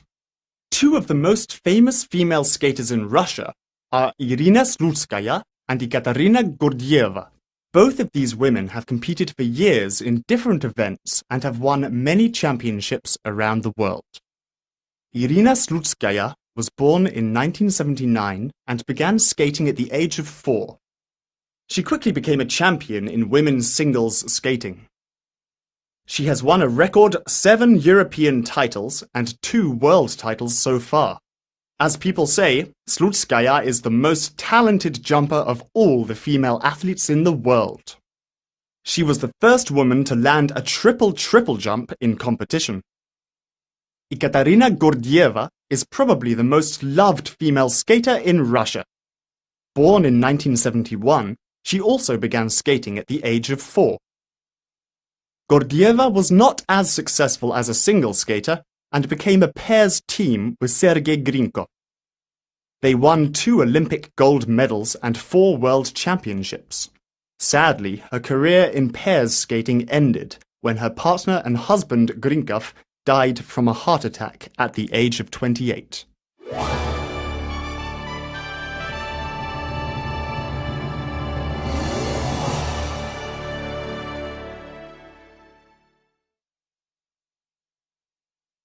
Seven B.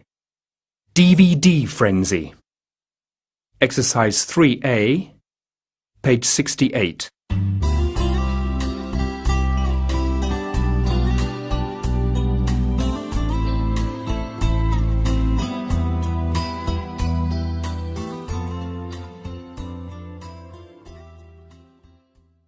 Hey, Adam, I found a great film for us.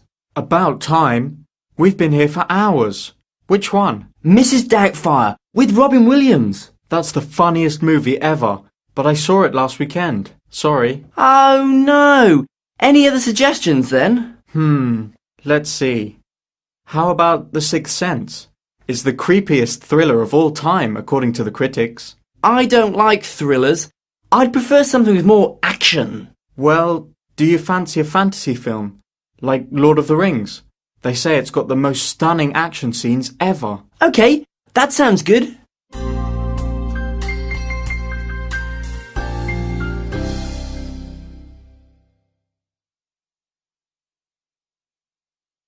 Seven C. In the charts. Exercise 1, page 70. 1.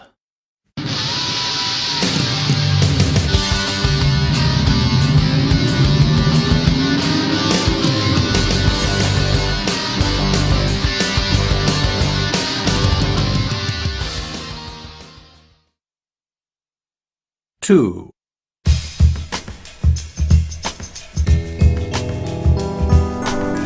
Every morning, every night, we pray to God, protect the world today.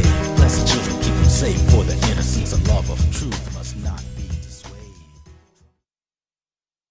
3.4.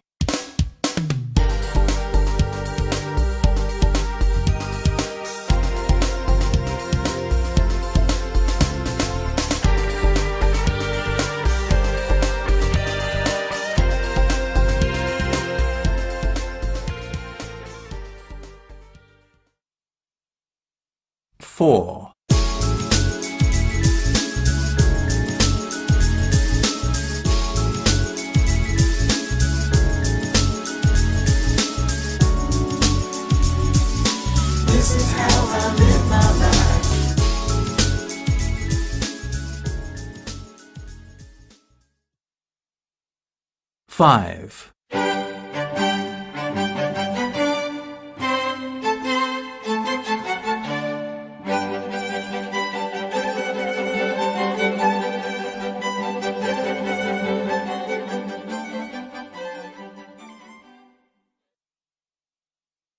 6.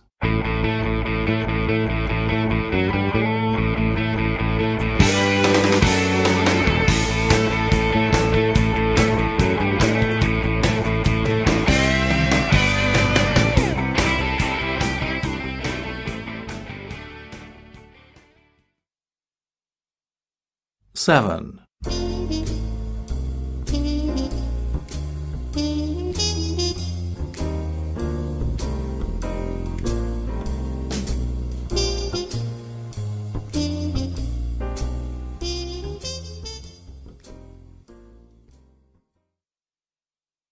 8.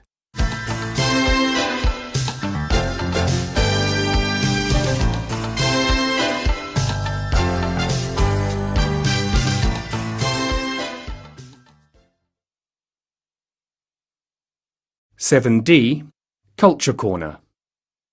Exercise 2B, page 71.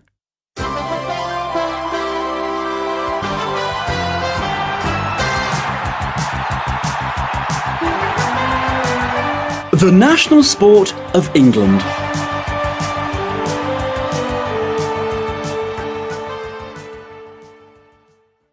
Football is the most popular sport in England. In fact, a lot of English people say it is their national sport.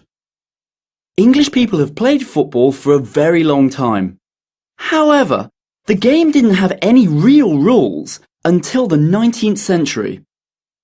In 1815, Eton College created rules to make the game less violent, and later, in 1848, Cambridge University made many of the modern rules. Football quickly became as popular as other games, such as cricket. Today, there are thousands of football clubs in England, and professional clubs such as Arsenal, Liverpool, and Manchester United are famous all over the world.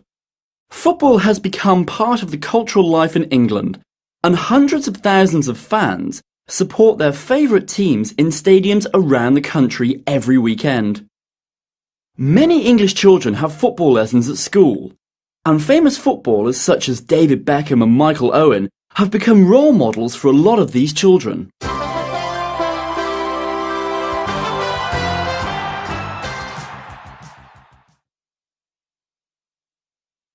English in Use 7.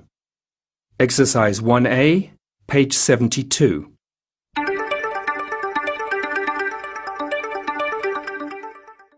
Next, please. 2 tickets for King Kong at 6 p.m, please. I'm afraid it's sold out. 2 tickets for 9 p.m. then, please. Is that for the 7 p.m. or the 10 p.m. showing? That's £12 altogether then. Is there a discount for students? Here are your tickets and your change. Enjoy the movie. Exercise 1B, page 72. Next, please. 1 adult and 1 child for Harry Potter, please. Is that for the 7 p.m. or the 10 p.m. showing? 7 p.m, please. That's £12 altogether then. Here you are. Thank you. Here are your tickets and your change. Thanks.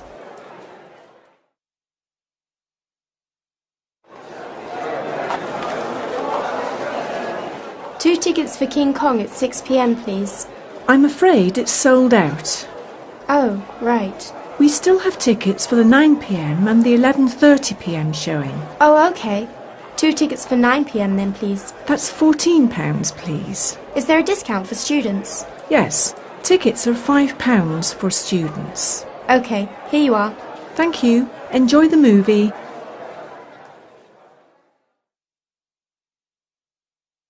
Exercise 4, page 72.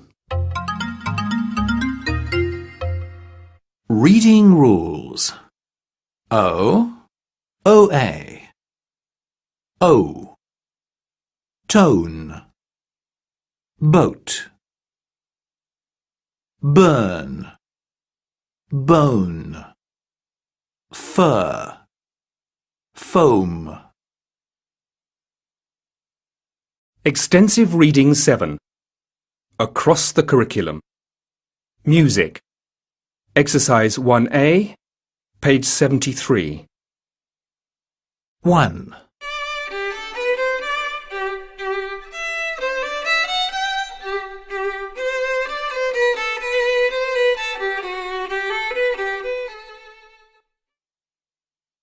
Two.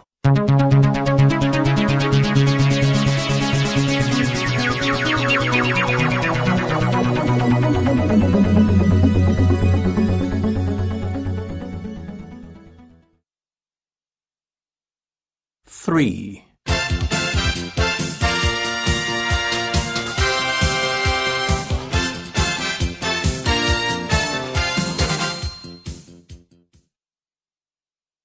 4.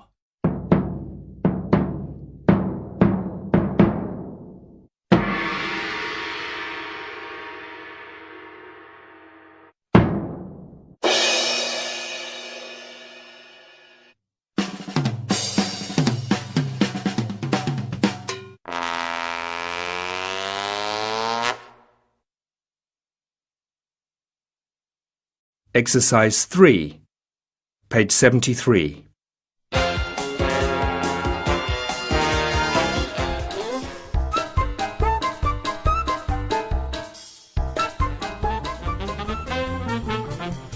Does this sound familiar? Your grandparents may remember the old silent Charlie Chaplin comedy films. If so, they'll probably tell you that without the music that accompanied them, these films wouldn't be much fun. Later, when films began to have sound, the music stayed because directors used pieces of music and sound to create particular moods and feelings. We call these musical clichés. In horror films and thrillers, for example, loud sounds let you know when something frightening is going to happen. Violin tunes accompany emotional scenes in romantic films, and in adventure films we use sharp and fast sounds for action scenes. Some musical clichés introduce specific places. Shots of Hong Kong, for example, often have xylophone music in the background, while shots of Paris come with melodies played on the accordion. There are many musical clichés for a number of types of scenes.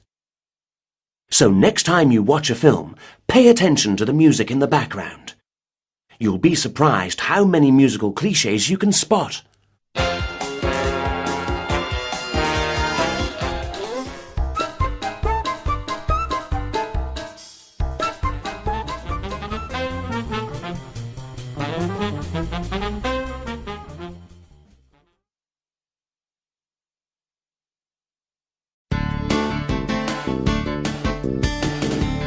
Module 8. Green Issues.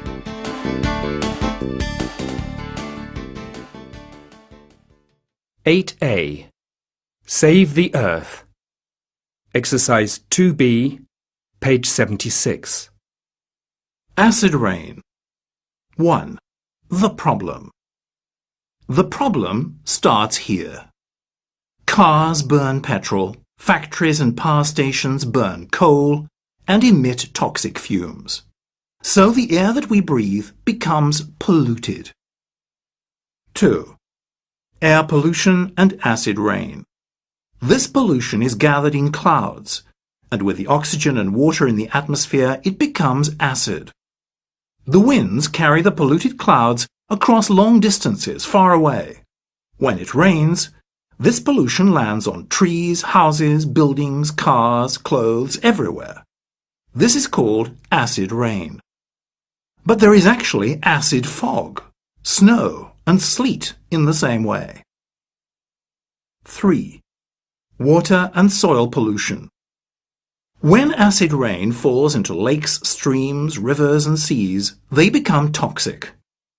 This is water pollution, and it harms, kills, or wipes out fish and plant species. When acid rain flows through the soil, it poisons trees and plants. Acid rain also causes serious damage to important buildings and objects. 4. Good news. The good news is that governments have been trying to reduce the air pollution that causes acid rain. Some industries have been using new technologies for some time to help make factory smoke less harmful to the environment. But we need to do more. We can help reduce the amount of acid rain by using our cars less, or by using solar power to heat our homes.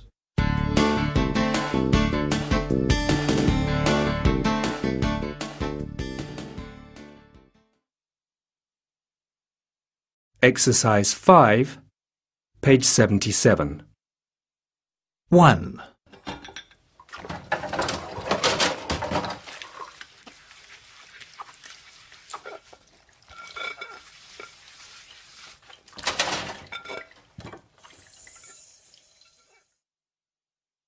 Two.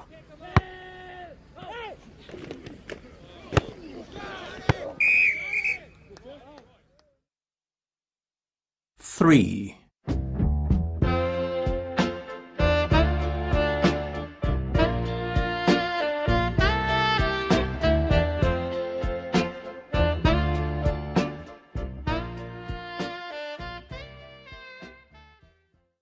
4.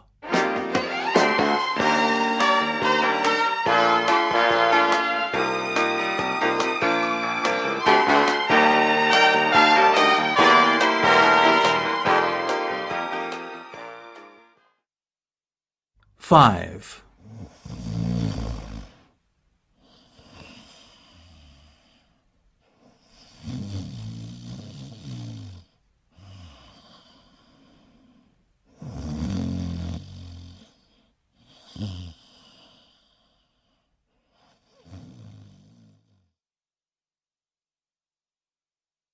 8B.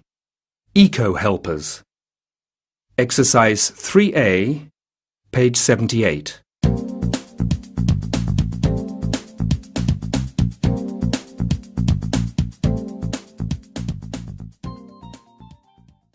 Hi Tim, what's up? Oh, hi Dave. What are you doing here? Oh, I've joined the Eco Helpers Club. Oh yeah, I've heard about that.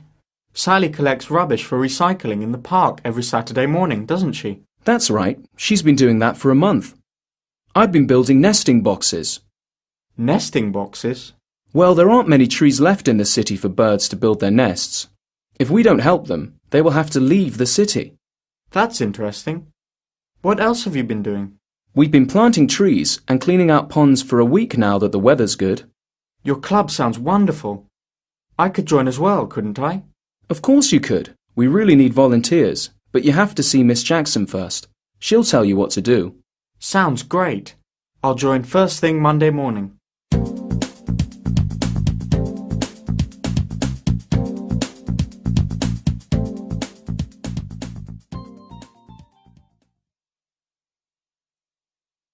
Exercises 7A and B, page 79.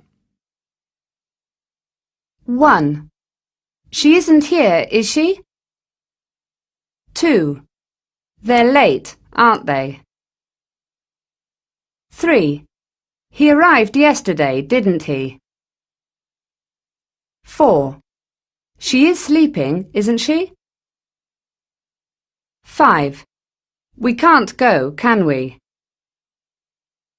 6. She hasn't left, has she? 8C. Born Free. Exercise 3A, page 80.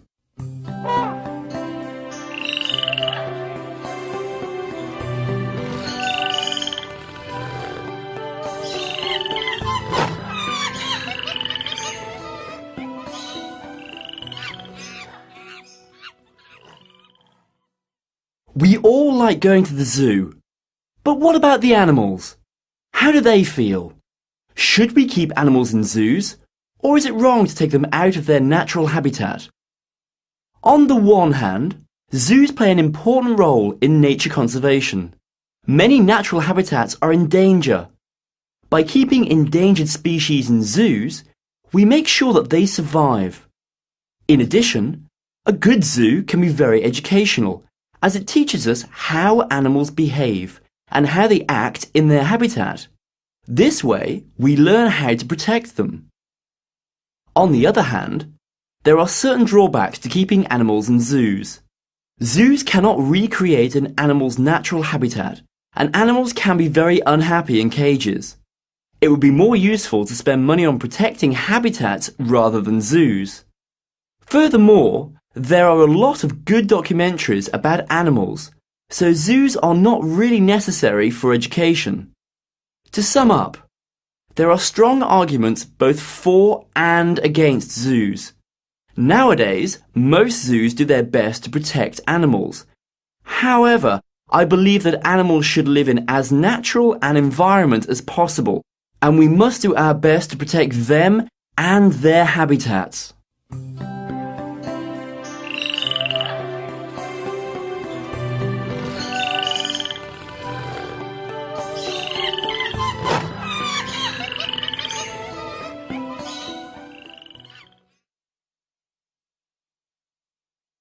D. Culture Corner. Exercise 1, page 81. Scotland's natural world.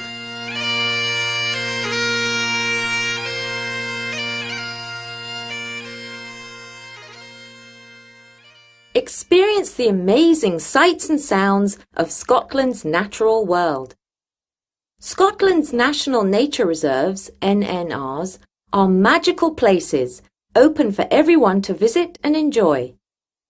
They protect spectacular wildlife and landscapes, including many rare species and habitats. Here are just a few of Scotland's 71 beautiful reserves. St Kilda.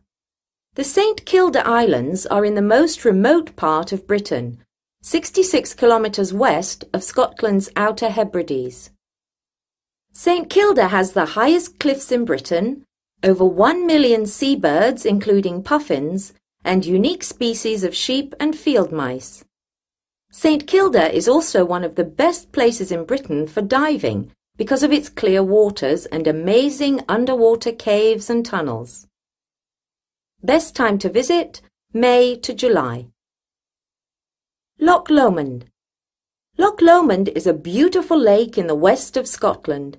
It's famous for its fantastic wildlife and woods. Come in the spring and you'll see the woods full of bluebells and wild garlic. You may even see some deer or a rare golden eagle. Best time to visit, spring. Inch Marshes. The Inch Marshes are in the north of Scotland and are one of the most important wetlands in Europe. Hundreds of birds come here to nest in spring. When the marshes flood in winter, you'll see flocks of swans and geese. Don't miss the fantastic bird-watching hikes and nature trails here. Best time to visit, November to June.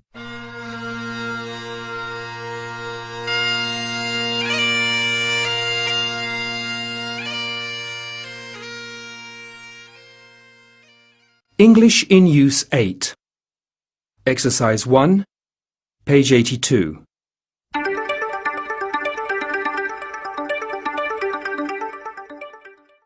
How can I help? I'm interested in making a donation. A monthly donation, please. Would you like to become a member? How much does it cost? How can I pay? Could I take your name and address, please? Exercise 1, page 82.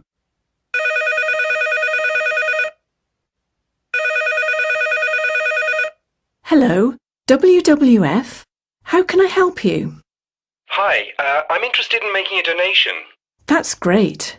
Do you want to make a one-off donation, or would you prefer to make a regular monthly one? A monthly donation, please.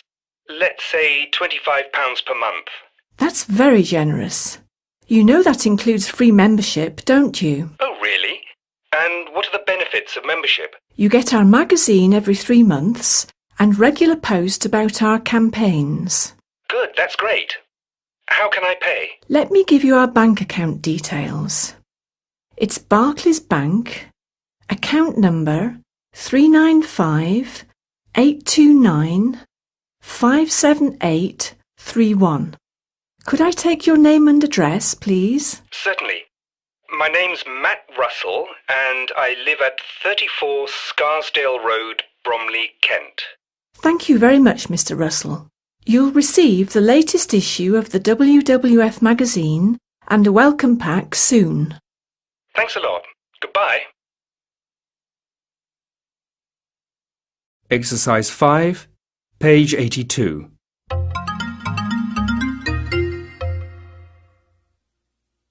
Reading rules. Y, I-E, I. I. Shy. Die. Time. I-R-E. Ire. Tire. My. Mine. Tide. Tired. Pie. Fire. Why. Higher. Extensive Reading 8. Across the Curriculum. Science. Exercise 3, page 83. The food chain.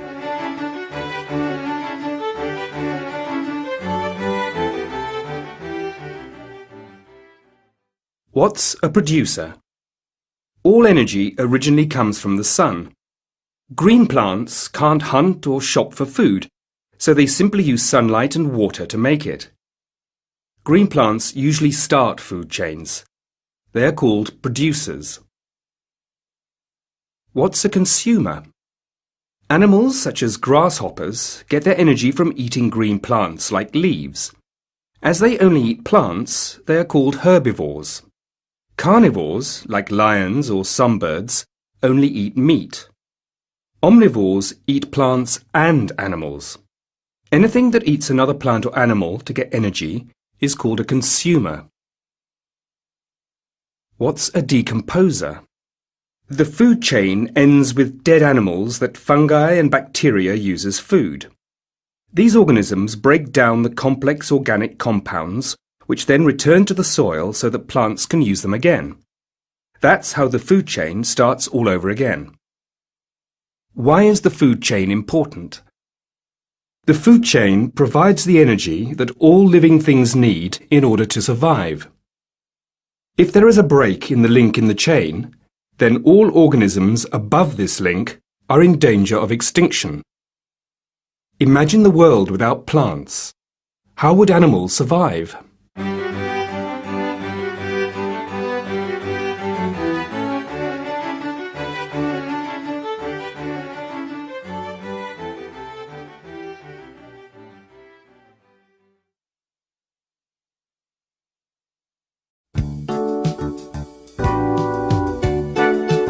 Module 9. Shopping time.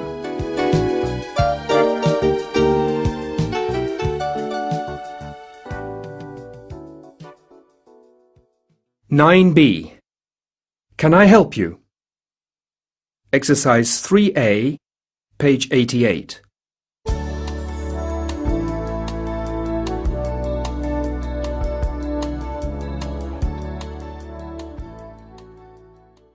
Have you finished packing for camp?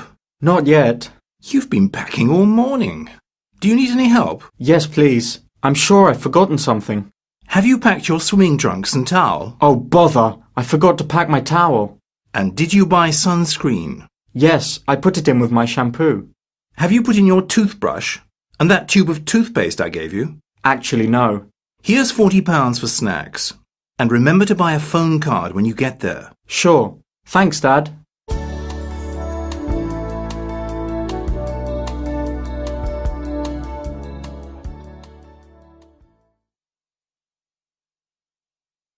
Exercise 6, page 89.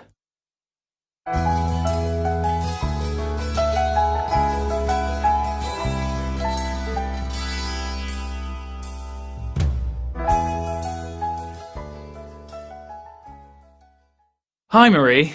Sorry I'm late. I've been all over town looking for a present for my mum, as it's Mother's Day tomorrow. Yeah, I know. I got mine this morning. What did you get her? I got her a recipe book. She loves cooking, so I think she'll like it. Anyway, the bookshop is right next to her work, so she can exchange it if she likes. What about you? I got her a lovely blouse from Lucy's boutique on Marshall Street. And my brother Andy got her a pair of sandals for the beach. They're really nice. Sandals? That's a good idea. I hadn't thought of that, and I passed the shoe shop 3 times. Don't worry. I'm sure she'll like the recipe book. What did Natalie get your mum? She got her a bracelet. That must have been expensive. I don't think so. She got it from the jeweller's on our street. He makes everything himself, so he is cheaper. And your stepsister? Sarah got her favourite movie from the video shop. I think mine is the worst. Oh, stop worrying. It's a lovely present. Plus, it's the thought that counts.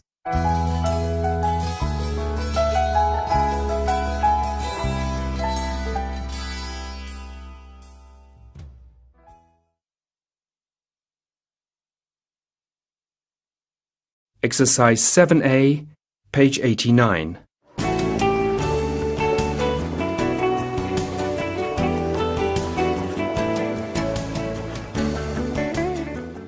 Hello. I'd like a phone card, please. Sure. What type? Local, please. Here you are. How much is it, please? £12. Sorry, how much did you say? £12. Here you are. Thank you.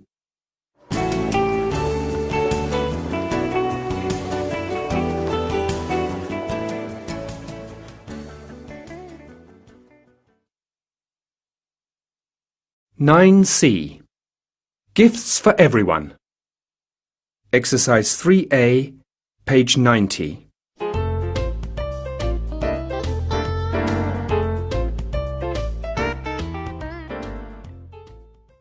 Hi, Wendy. Greetings from New York. It's great here. I've been shopping all day and I'm really tired. But at least I've finished buying presents now. It's so difficult to find something for everyone. The easiest person to buy for was my little brother Tim. I bought him a silver robot. He'll love it. It walks, talks and does tricks. I had more trouble finding something for my dad, though. He seems to have everything already. In the end, I bought him a brown leather wallet. His old one is falling apart. My mum likes everything I buy for her, so I got her a lovely silver picture frame. I've also found some striped cushions for my grandma. I hope she will like them. I've bought a present for you too. I won't say what it is though, as that would ruin the surprise. See you in a few weeks, Angela.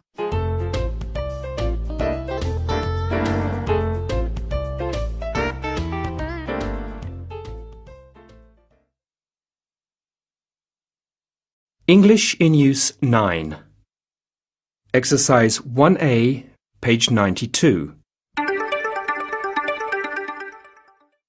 This is for you. That's very kind of you. Try it on and see if it fits. What do you think? It matches the colour of your eyes. I hope you like it. Are they your size? They're too big.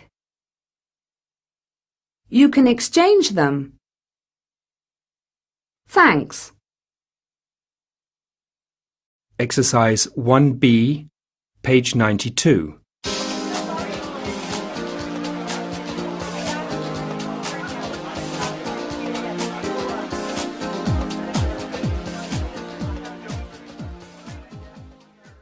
Here's my present.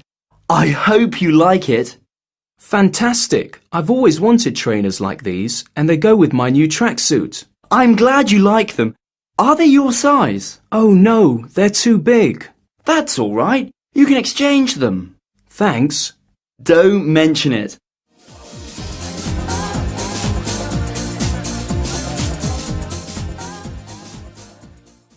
This is for you. That's very kind of you. What is it? Open it and see. Wow, it's a lovely anorak. Try it on and see if it fits. OK, hang on a sec. There. It's just my size. What do you think? It really suits you. It matches the colour of your eyes. Really?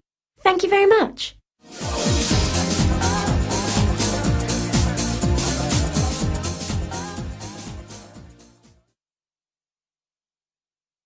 Exercise 4, page 92. Reading rules. C between vowels. S. Nice. S between vowels. Z. Busy. Face. Phase. Police. Please. Dice. Raisin. Extensive Reading 9. Exercise 2, page 93.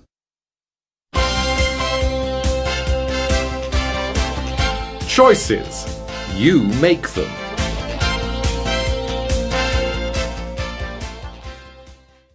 People shop a lot. We buy clothes, food, music, mobile phones, and millions of other things for what seems like a million different reasons. Obviously, we buy things because we need them, but sometimes it's just to fit in. Sometimes we buy stuff and we just don't know why. Everything we buy affects the environment, but some choices are better than others. We have the power to make those choices. We can buy smart. Take some time to think before you buy something. Maybe you don't really need it. Send a virtual e-card instead of a paper birthday card. Buy things that will last a long time, such as rechargeable batteries. Share with friends. Maybe you and your friends like the same video games. Why don't you share or swap your games instead of buying one each? Buy recycled. Fewer natural resources are used to produce recycled items, which helps the environment. Read the labels and choose recycled. In 2002, 90% of teenagers reported buying a product for a good cause. What have you been doing since?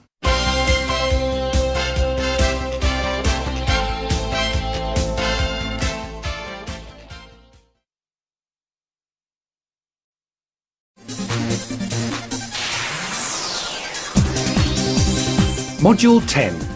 Healthy Body, Healthy Mind.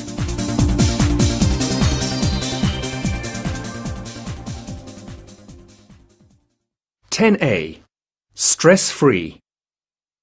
Exercise 1, page 96. 1.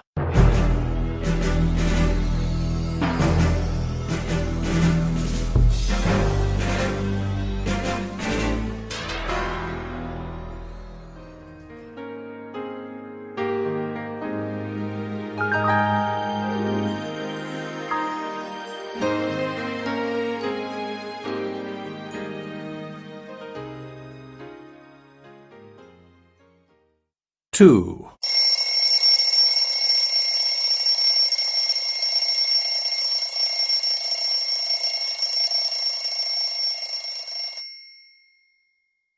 3.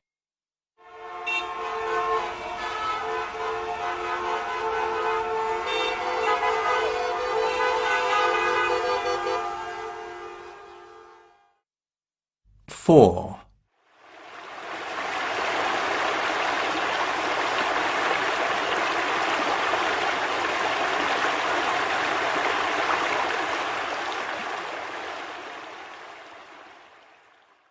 5.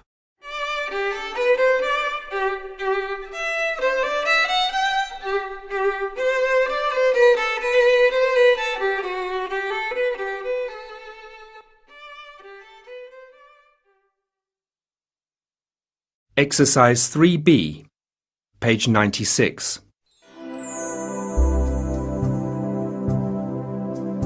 Take it easy.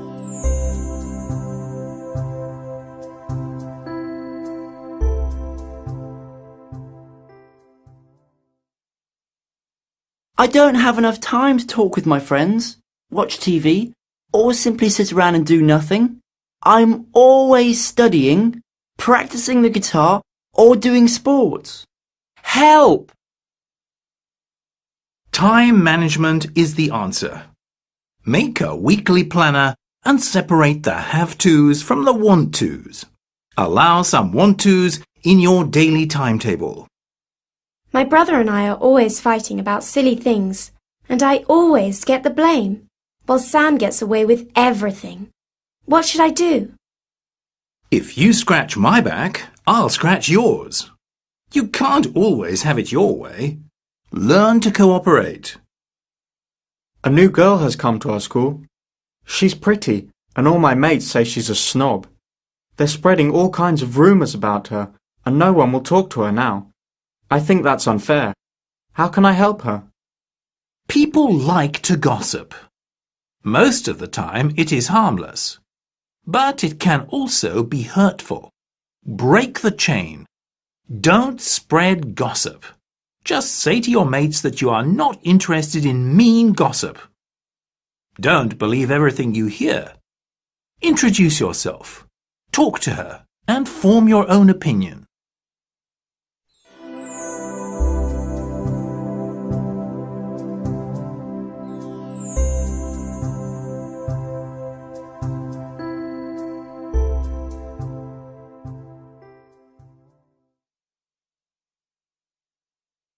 (10b) Accident prone. Exercise 2A, page 98.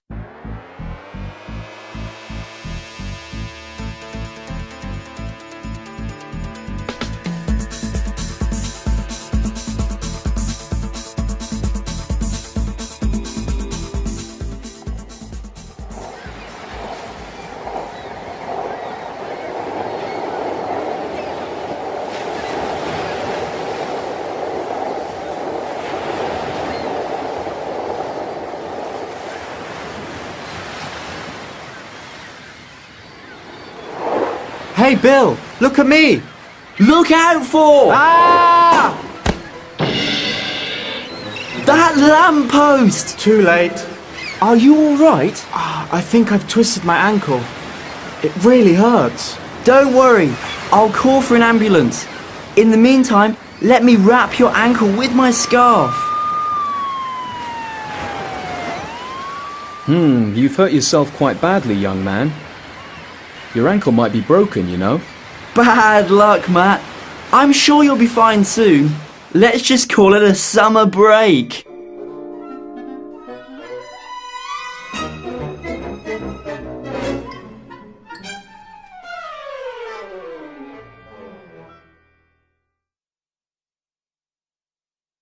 Exercise 3B, page 99. Why did the boy throw the butter out of the window? He wanted to see a butterfly. Butterfly.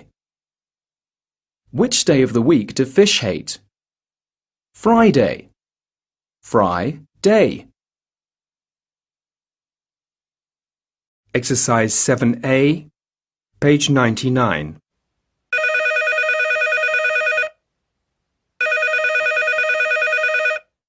Hello? Kate, it's me. Could you do me a favour? What kind of favour, Mum? A colleague fell down and broke her arm, and I need you to phone the florists and have them send her some flowers in hospital. Oh, sure. You mean Anne's flower shop down the road? Yes, you'll find her number in the telephone book.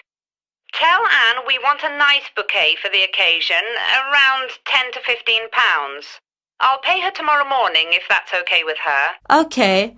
And which hospital does she send the flowers to? St Patrick's Hospital, room number... Hang on, I've got it written down somewhere. Ah, yes, 18B. And the name is Connelly. C-O-N-N-E-L-Y. C-O-N-N-E-L-Y. Okay. Ask Anne to write a card to go with the flowers. Just ask her to write, "Hope you feel better soon." Fine. Oh, and Kate, tell Anne that they should be at the hospital before visiting hours are over, and that's at 7:30. Before 7:30 p.m. Okay, Mum. I'll phone her now. Anything else? No, I'm running late, so have supper without me, and don't forget to lock the... 10C. Doctor. Exercise 1B, page 100.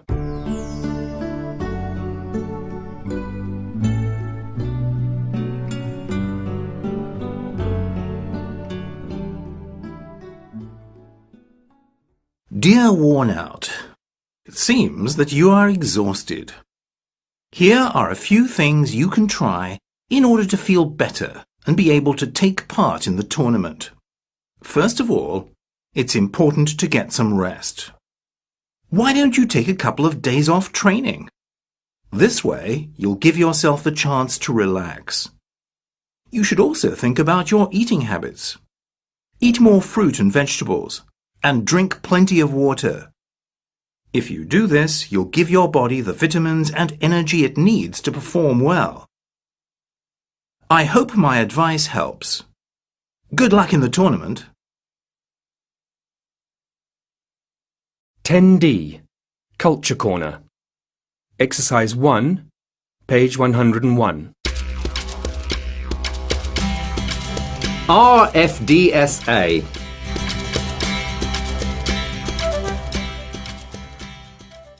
Imagine a job that involves helping 200,000 isolated patients over 7.5 million square miles of the Australian outback. The job includes treating patients on remote sheep farms, operating with basic equipment. It also means dealing with the risks of flying in bad weather conditions and making emergency landings to save critically ill patients. This is the daily life of those working for the Royal Flying Doctor Service of Australia. Living in the outback means almost complete isolation for thousands of Australians.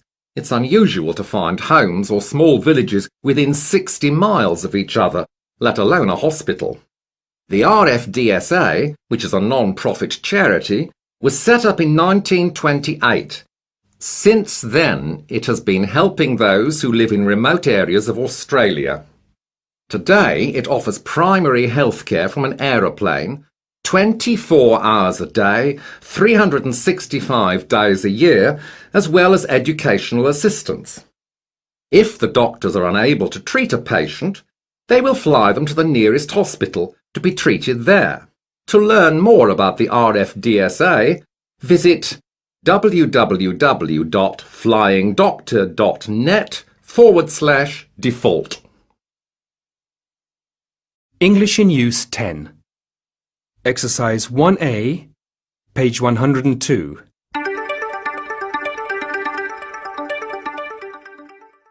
Hello, Mrs. Thompson. What's the matter? I don't feel well. It hurts when I swallow. Let's take your temperature, shall we? How long will I feel like this? Bless you. Here's a tissue. Exercise 1B, page 102. Hello, Mrs. Thompson. Hi, Anne. Oh dear, what's the matter? I don't feel well. Have a seat and tell me what's wrong. I've got a headache. I feel dizzy and my throat's sore. It hurts when I swallow. I see. Let's take your temperature, shall we? OK. You have a fever, Anne. That means you're coming down with the flu. It isn't serious, so don't worry. Plus, you can go home early. Can I go to basketball practice tomorrow? I'm afraid not. You should get plenty of rest, have warm baths, and drink lots of water. How long will I feel like this? You'll feel better in a couple of days. Achoo! Bless you. Here's a tissue. Exercise 4, page 102. Reading rules.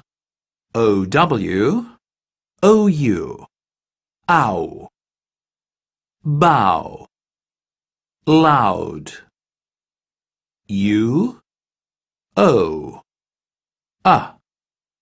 mum, done, bud, town, noun, done, foul, ton, none, down. Extensive Reading 10. Across the Curriculum. Literature. Exercise 2B, page 103.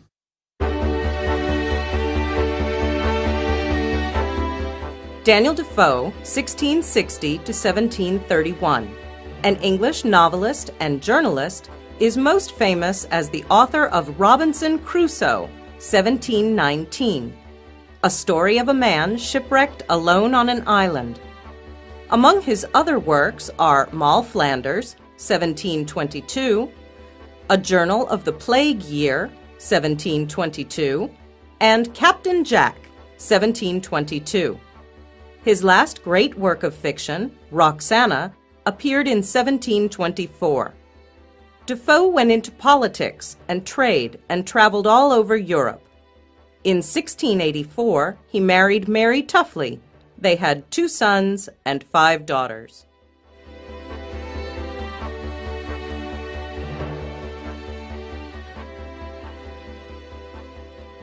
June 28. When I woke up after sleeping for almost 2 days, I felt quite refreshed, so I got up and decided to prepare myself for the night ahead. The first thing I did was to fill a large bottle with water and put it on the table next to my bed. Then I grilled some of the meat on the coals, but I only ate a little bit. I walked about, but was still very weak, and I felt miserable about my sickness. At night I had 3 of the turtle's eggs, which I roasted in the ashes for supper. After supper I tried to walk, but I felt so weak that I could hardly carry the gun. I never went out without that. So I walked a short distance and sat down on the ground, looking out to the smooth and calm sea in front of me. As I sat here, I thought about my life so far. Not feeling sleepy, I decided to go back to my hut and make some medicine from green leaves and rum. I took some and went to bed. I must have been sleeping all the next day, and the day after, because when I woke up I felt refreshed, lively and cheerful. And when I got up, I was stronger than I was the day before, and I knew my stomach was better because I felt hungry.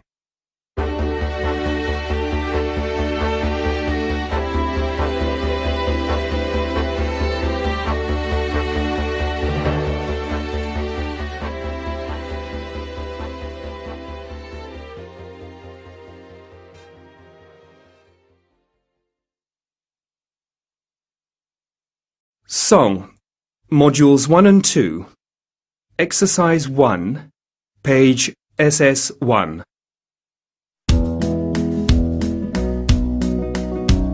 Living close to nature is a lovely way to be. Life is quiet and peaceful too. It's so relaxed and free. But everyone is different.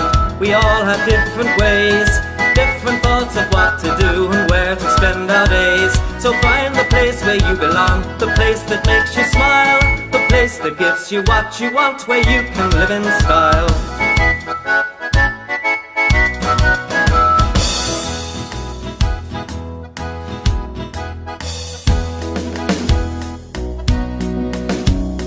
Living in the city is exciting and it's fun. There's always lots to do and see, something for everyone. But everyone is different, we all have different ways, different thoughts of what to do and where to spend our days.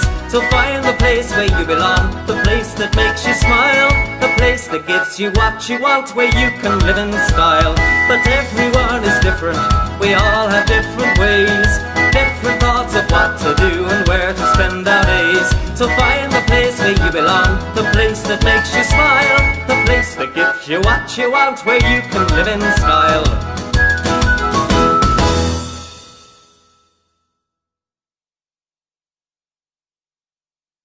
Song, Modules 3 and 4, Exercise 1, page SS1.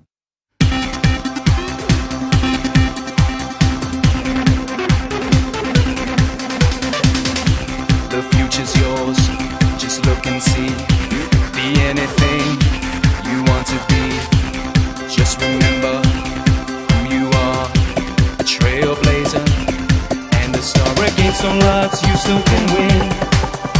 Don't give up and don't give in. Put your talents to the test. Make your mark and be the best.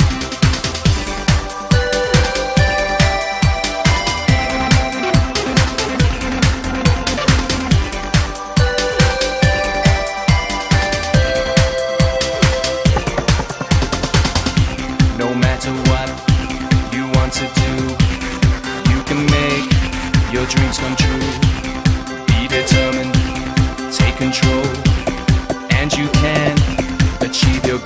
Against all odds, you still can win. Don't give up and don't give in. Put your talents to the test. Make your mark and be the best. Against all odds, you still can win. Don't give up and don't give in. Put your talents to the test. Make your mark and be the best.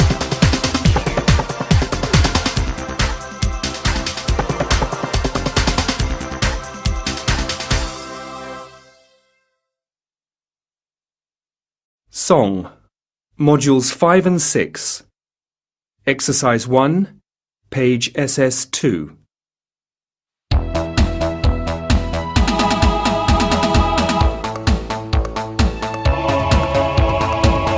The world is changing every day as life improves in every way. New inventions make life fun and easier for everyone. High-tech gadgets, cool machines, online shops and magazines. The future's really here to stay, and it looks brighter every day.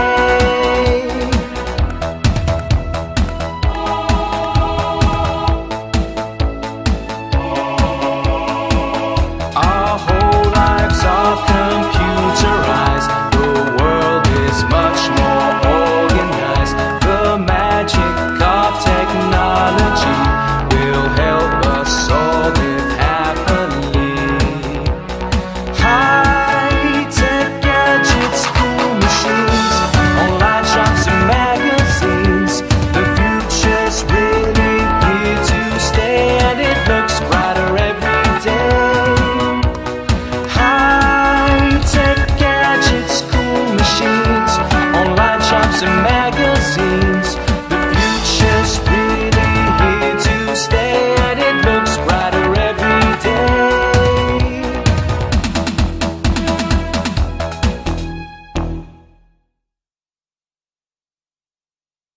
Song, Modules 7 and 8.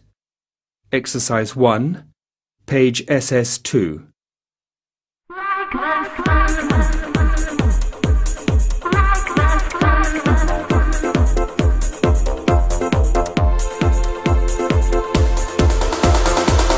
I want success. I want stardom, a life full of fortune and fame. I want to dance in the spotlight with everyone calling my name. I want to live in the spotlight. I want to be number one. I want to be such a big star. I want to shine like the sun.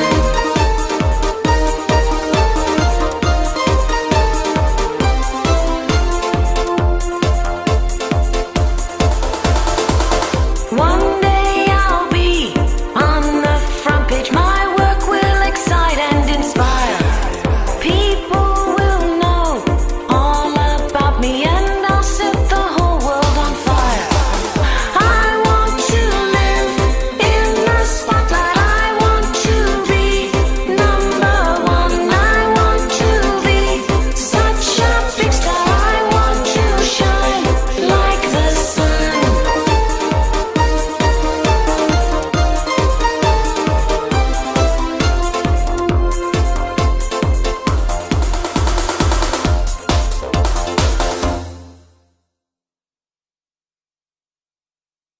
Song, Modules 9 and 10. Exercise 1, page SS3.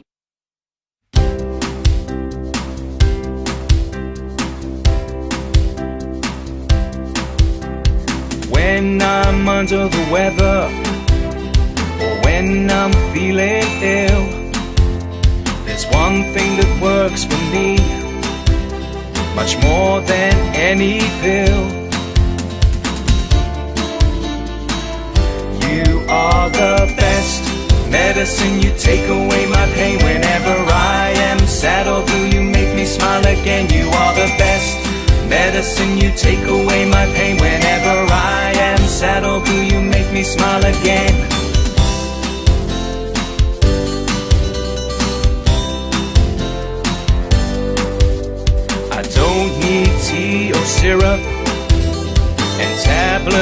this won't do.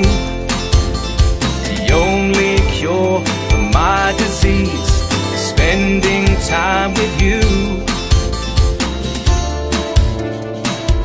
You are the best medicine. You take away my pain whenever I am sad or blue. You make me smile again. You are the best medicine. You take away my pain whenever I am sad or blue. You make me smile again.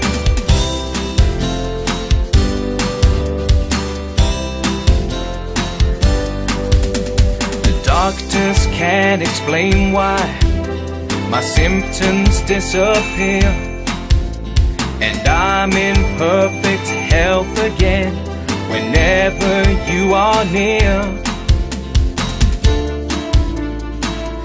You are the best medicine. You take away my pain whenever I am sad or blue. You make me smile again. You are the best medicine. You take away my pain whenever I am sad or blue. You make me smile again.